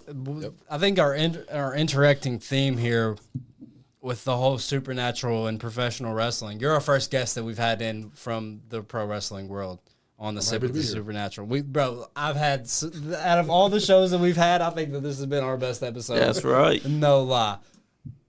The way that it's like a different world almost. Like It is. It feels like as soon as you enter that event, maybe not the first match, maybe not even the second match, by that third or fourth match, you're in it. Yeah, And exactly. I think that there's something supernatural about that. That's the fact right. that the human mind can lose itself into the myth of it all. Yeah. And one thing that I will say, getting into the mindset of a professional wrestler, or even just a performer in general, something I was able to do and kind of tap into when I was at Waverly Hills as an actor. Yeah. So what did you do first, Waverly Hills or professional wrestling? Or was it all kind of integrated in the same Wrestling time? came after. Yeah, wrestling came after. So, but the crazy thing is, I met one person who's now they got Me Too'd, so I'm not going to mention their name. Yeah. But I met somebody at Waverly that was like, you know what, you might want to try. You know, this might be a way into wrestling. And they took me to several shows, and I was like, you know what? Now that I see kind of like the inner workings of it, I really want to be a part of it now. And I feel like it's definitely similar. I feel like the whole haunt craze of like from end of August to like the 1st of November in professional wrestling, it Yep. definitely interconnects. Like there's probably a lot of guys that do both, like that you wouldn't even think that have. Yeah, done like both. Matt Atreya. He wrestles and he does haunted attractions. Yeah. I've been in the same haunted house as Matt Atreya, and I love that guy Nice. to death. I love that guy. How do you feel about supernatural gimmicks in wrestling, and do they have a place?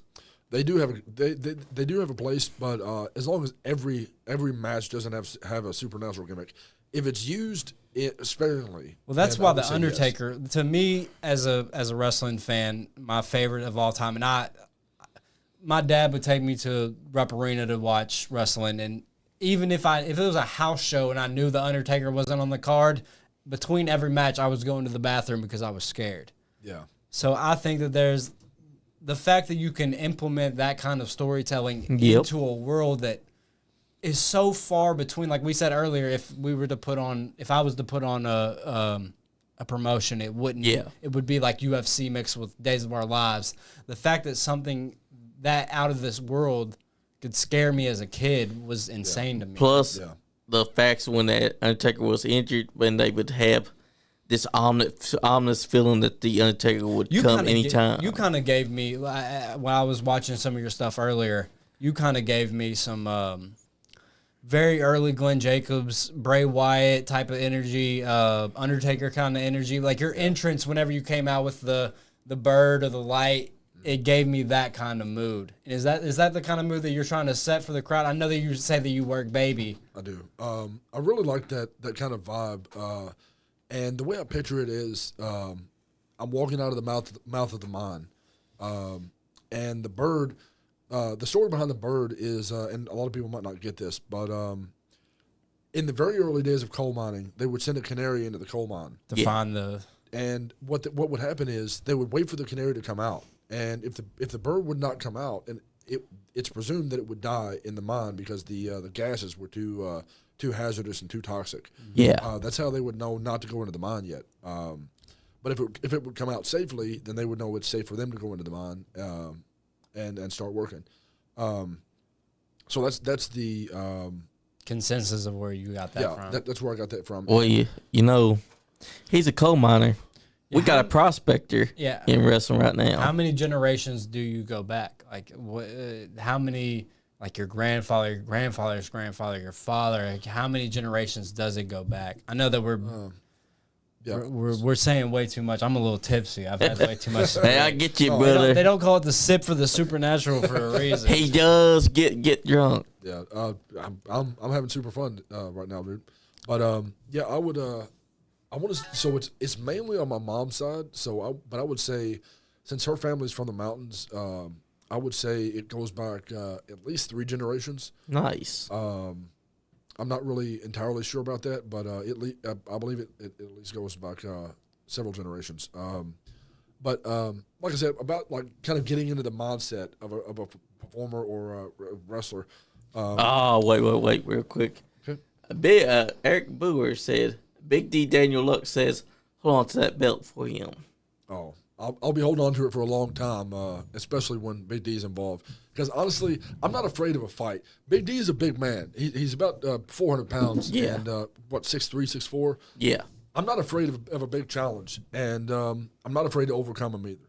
So that's what I'll say about that. Plus, you're a coal miner. That's right. You'll take it to him. That's right.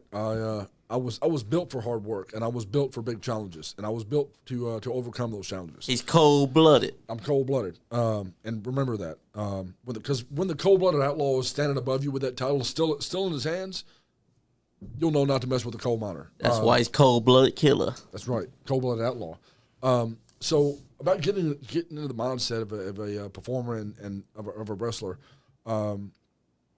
A lot of times when I would walk into Waverly Hills and I would get that makeup on and I would prepare myself mentally, I would almost allow myself to become another person, and it would kind of scare me. That's at how times. you gotta do it. And like I said, it would kind of scare me at times because I knew that it was really strange to me to kind of like get into a mindset of somebody that's not myself. And to me, I was like, is this? I did acid and dressed up as the Joker for a couple like 5 Halloweens ago. I have seen your Joker. Yeah, and I have that exact. I was by the end of the night, my makeup was all smudged, and I was looking in the mirror, still tripping balls because I took fucking 2 with that. And I was like, I could burn down this city and nobody would stop me.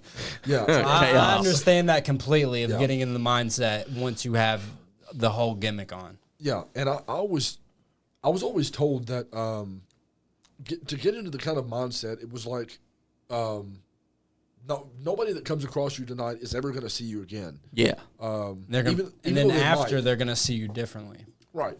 And so it's not you they're seeing; it's this persona that you built for yourself. This person. So when they're being scared by you, when you're walking past them, you have to bring that kind of aura about you, where it's like I don't care if I see you again, you're never going to see me again. Right.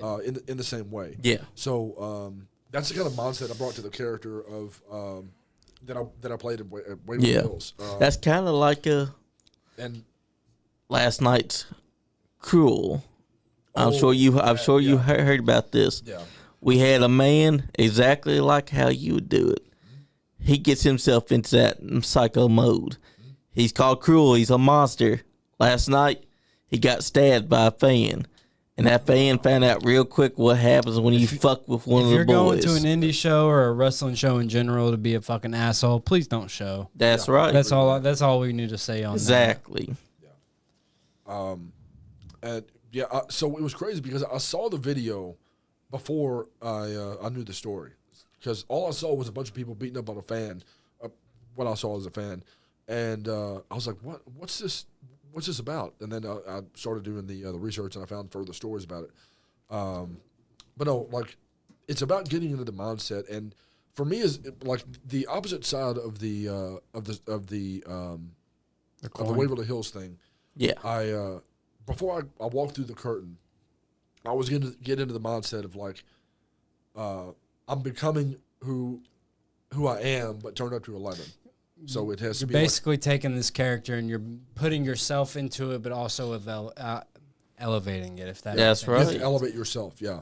And like I said, every time I make my entrance, it's like walking out of the mouth of a mine again, and seeing all those people. And now, do you think that you working at these haunt events, do you think that had anything to do with your success as a professional wrestler now? Like the fact that you can.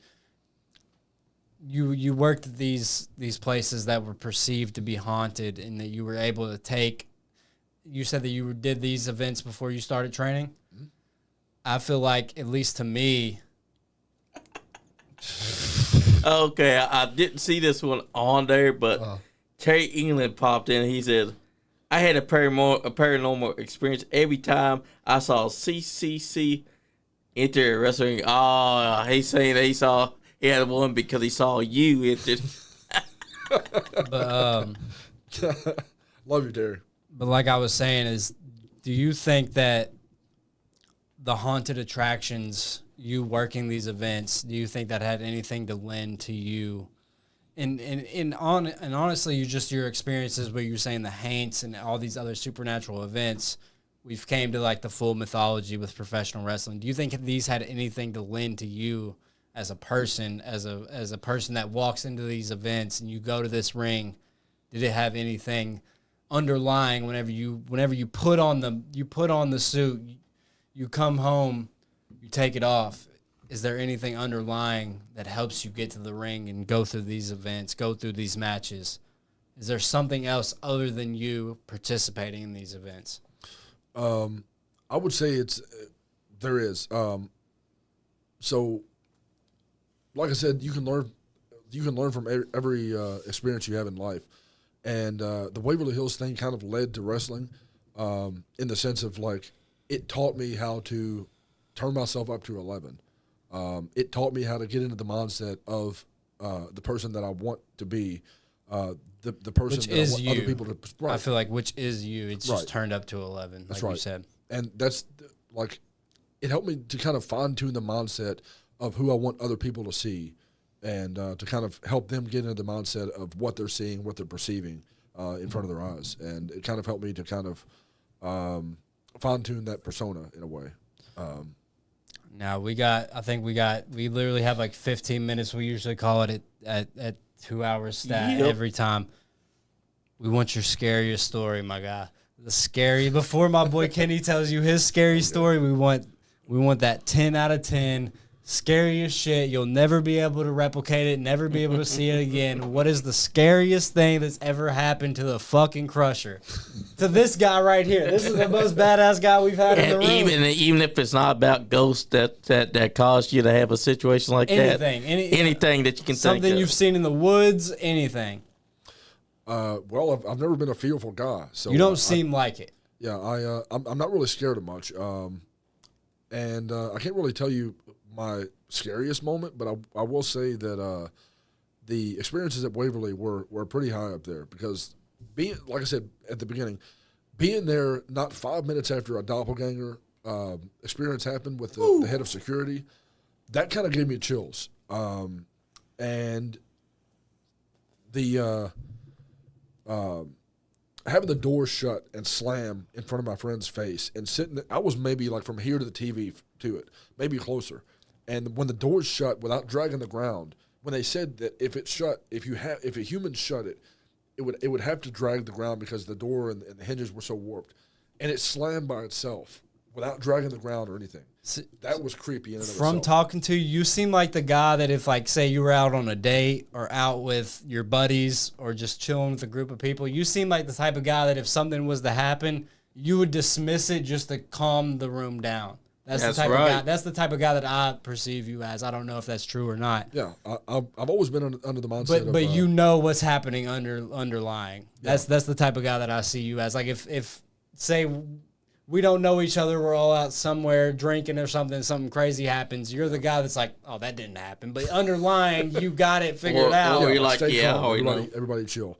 I've always been under the mindset from my dad teaching me all of my life, not to worry about something if it hasn't happened to you yet, and if it has happened, not to worry about it because it's not currently happening now. So it's kind of like the past is the past and the future is the future. But live in the now and stay calm and keep a level head at all times, and don't be quick to anger. Cash says, "Love you, bruh. I'm getting off." Love you too, brother. Shout out Cash. Shout out Cash. And always be the cool head in the room, because if everybody else is panicking, you want to be the one person to calm them down and let them know that We're safe. Right, we're safe. We got the Lord with us. We got everybody with us. If we got to handle it, we can handle it. We can handle it. It makes it 10 times worse if you're worried about it. For sure. I feel like he's the type of person who, if he was riding in the passenger seat with me, and I had the headlights shining in the cave, and we saw the Wendigo, and I asked him, You want to get out and whoop this motherfucking ass? I think he'd get out with me and whoop I don't know. I'm getting two vibes from him. Either he's the one that wants to beat the fuck out of it, or he's like, nah, I think we need to get the fuck out of here. It's like, it's in between. He's either the one that's like, we're tripping, bro, we didn't see nothing. Like, that's the kind of vibe that he's giving me. Like, he understands his strengths, but he doesn't understand. He also understands his weaknesses. I'm honestly also a person that doesn't fear anything. Because So you got Jesus on your side, you got right. you got Harlan on your side, you got right. the world on your side, Crusher. And honestly, like if something's meant to take me down, it'll do it. But I haven't come up against the one thing that can take me down and keep me down. It's all about getting up. It's about being knocked down 6 times and getting up 7. So that's the mindset I'm a part of. And if it has to be handled, then it's going to be handled. It's gonna be handled by the Crusher. That's right. And I'm in a lot of situations. I'm a kind of a gung ho kind of guy. Like, all right, let's do it. You know, let's find out.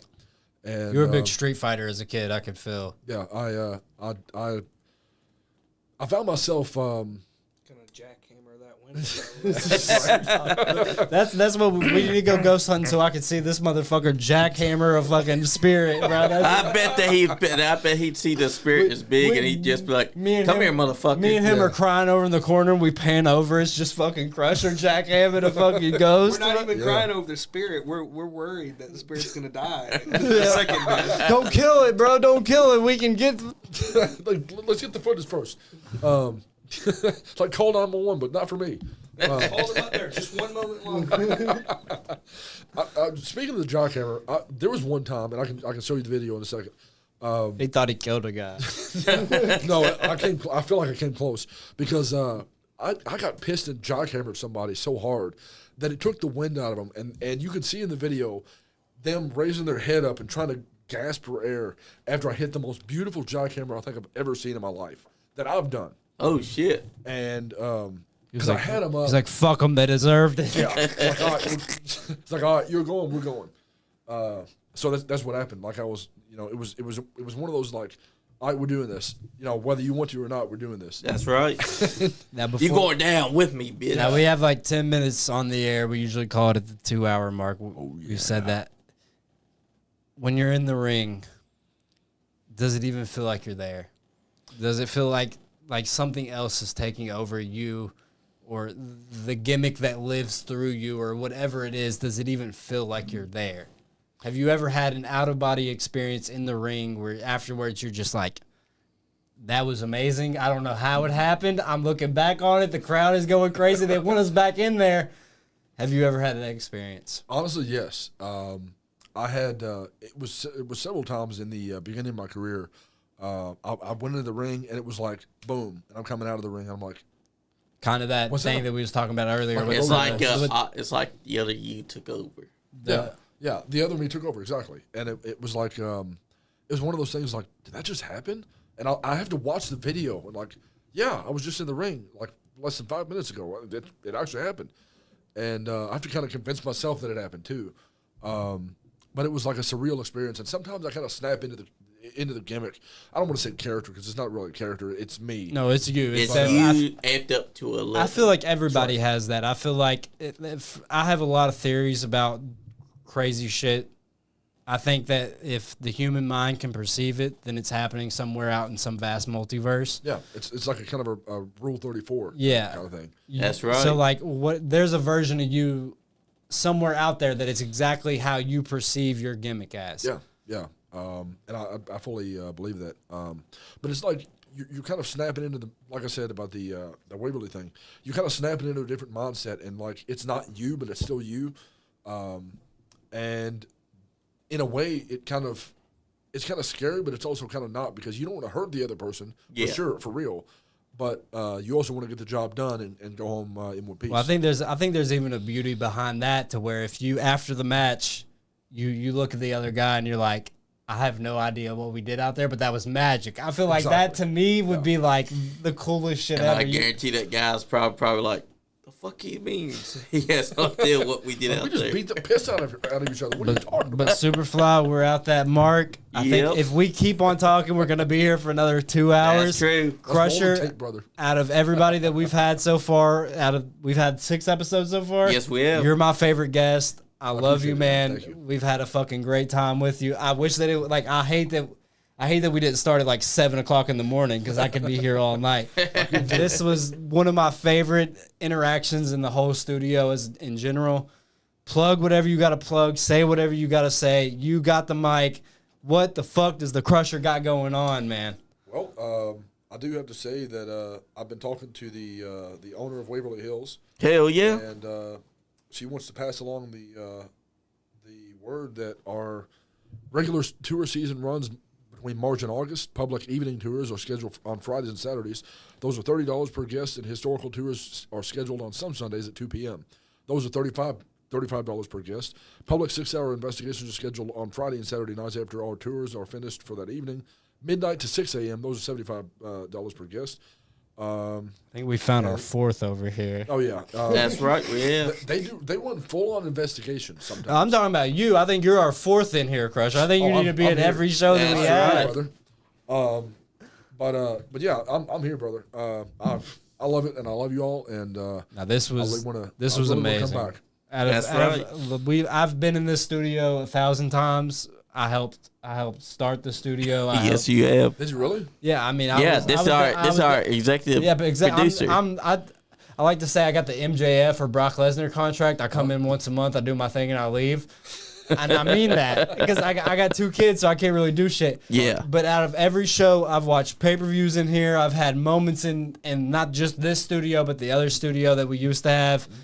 Out of every show that I've ever done, this was, to me, the best show that we've ever had.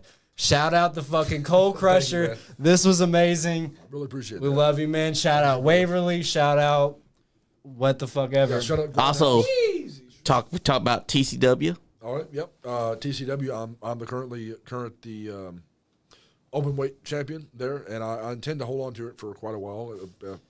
If Big D doesn't take it from me from felonious means, he's made it a point to hit me from behind at every show that I'm a part of, and he claims that nobody can get a shot unless he gets a shot. So I strongly consider asking management to give him what he wants, so I can show him and fight him and give him a good fight. And That's what I'm talking about. Shut him down for good. And I want to keep my title as long as I can, but that's gonna be a hard fight because that's a big man. And you're a big old boy. You're a big old boy, but if there's that guy's a fight.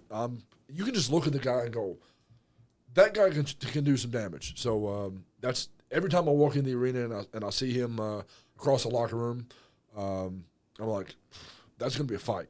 But honestly, I look forward to it. I don't fear anything, but if I had to fear something, it'd probably be him because he can fight, and I've seen him fight. And that's why he calls himself Big D. Yep, Daniel Luck, and hopefully Luck is on my side this time. But oh yeah. But shout out to Groundhouse Pro Wrestling. That's where I started, and I intend to come back as soon as I can. Can't as soon as wait. my schedule clears up. I want to come back to EWE. Shout out to or EWA rather. Shout out to Adrian Alexander. That's another guy. Shout out Adrian Alexander. That's right. He is Adrian, really good, book him. Yeah, I'm he's not a really good promoter. I love that guy to death. He's another guy that pays attention to the story, and Where is he? always, He's right there. He's also right there. Yep. Getting his chest caved in. But James Kennett, who has also been inside the studio. Yeah. I love that. Oh, guy. and also Bullpen Pro Wrestling. That's where James Kennett's been working at. Okay. I'll check that out too. Now, my boy Black Cat Kenny Mulligan over here. You got anything to say before we hit the lights? Go off. Tell us your scariest story. I don't think we got around to that. If we got to, I gotta go piss beforehand. 'Cause it's fuck. Well, do we have the time? Can we spare the time? Let's go for it. We Yep. we let Kenny get one fucking spooky ass story in before every event. That's I right. gotta hear this. Yeah. So have you heard the story of Lock 7? No. All right, down on the Kentucky River, there's Lock 7 Dam, and it's roughly 10 minutes from where I live. So I drive down the street and be there. I had a friend that lived in that community right there on the riverside, so he could walk down to Lock 7. And so as a young child, nothing else to do, he would leave the house late at night and walk down to the lock. He said that one night when he walked down there, he caught a group of people, assumably some kind of cultist, performing a ritual. Wow. And heard them chanting and using candlelight and doing some other things. Wow. And very quickly, he didn't want to be near or associated with that because he could just feel the presence coming, the dark energy coming from them. I would say that too. I'd be like, all right, I'm out. So he left, and he says that soon after that, word on the street was that 2 girls had drowned in the river. And the way he told me the story is that those cultists sacrificed those girls, drowning them in the river for the ritual. And being a very skeptical person as I am, I obviously didn't want to believe, and didn't believe. Was like, think to myself, I'm like, you're a fucking bullshitter. There's no way. Nobody's sacrificing no girls in no river 10 minutes away from where I'm living, right? So I was like, how about, because like you, I'm not really afraid of nothing, right? So Right. I was like, how about we just go down to the river tonight? You just, you show me where this happened. I want to see what you're talking about. And he was like, I don't really want to do that. And I was like, well, we're going to do that. Yeah. 'Cause Gotta take charge and kind of lead the way. Yeah. I was like, I don't really believe your story, and now I got to call you on your bullshit. Right. So we headed down there at 3:33. Nice time of night, 3:33 a.m. The very witching nice time. hour. Yeah, that's what I've always heard. So we roll up in the truck, and we come up to, beside, there's these 2 what look like outhouse buildings almost. Not very big, just enough to like put, one of them I believe is the engine room, or some type of, they got some type of generator or engine inside. I didn't go in that room. Is the one next to it that he said the old man that used to be the groundskeeper, he would stay in that building on the left, and he said that's where he seen the cultist in that building doing the ritual in that building. So he's telling me this, and we're driving slowly by, right? And I ask him, I say, point out which of those buildings you saw the cultists in. And before he could answer, the door swung open and slammed against, you could hear it, boom! And, we had windows up, and we're about 25 yards away from this building. So you're some distance then. Yeah. And there was no wind in that valley, and it was against a cliff face, so it wouldn't make sense for the wind to come and pick that. There's really no way for the wind to have opened that door like that. So I'm sitting here looking at, and the door went flat against the outside wall. Didn't come back and bounce and nothing, just plow, flat. And I'm sitting there looking at it, and he goes, that one. And I'm like, oh wow. Okay, well, we drive up to this little cul-de-sac area where you can do a U-turn, and we swing back around, and we're coming back on the outside rim of this apartment building. And he's telling me this is where he saw. I was asking him, what about the other building? You saw the cultist in that building. What about the other one? And he goes, no, I don't know much about that one. I didn't ever see them go in there. And as we're driving past it, and you got to see, we're parallel to the building at this point.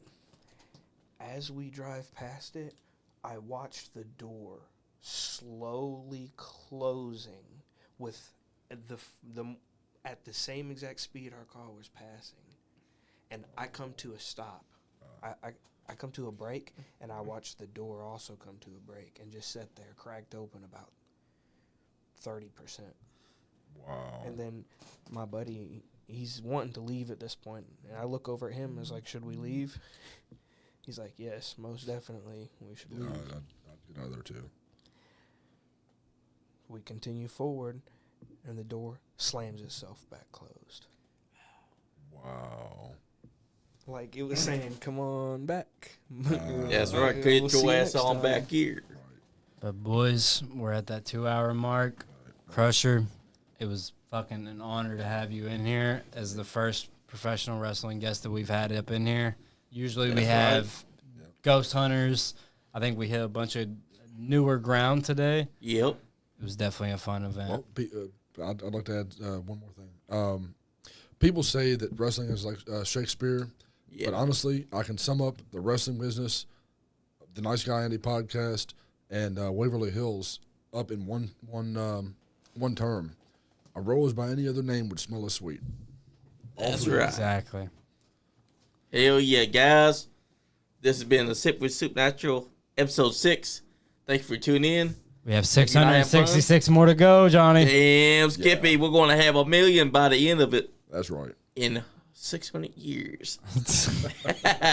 So, guys, I only got one thing to say. If you're not having fun, You ain't getting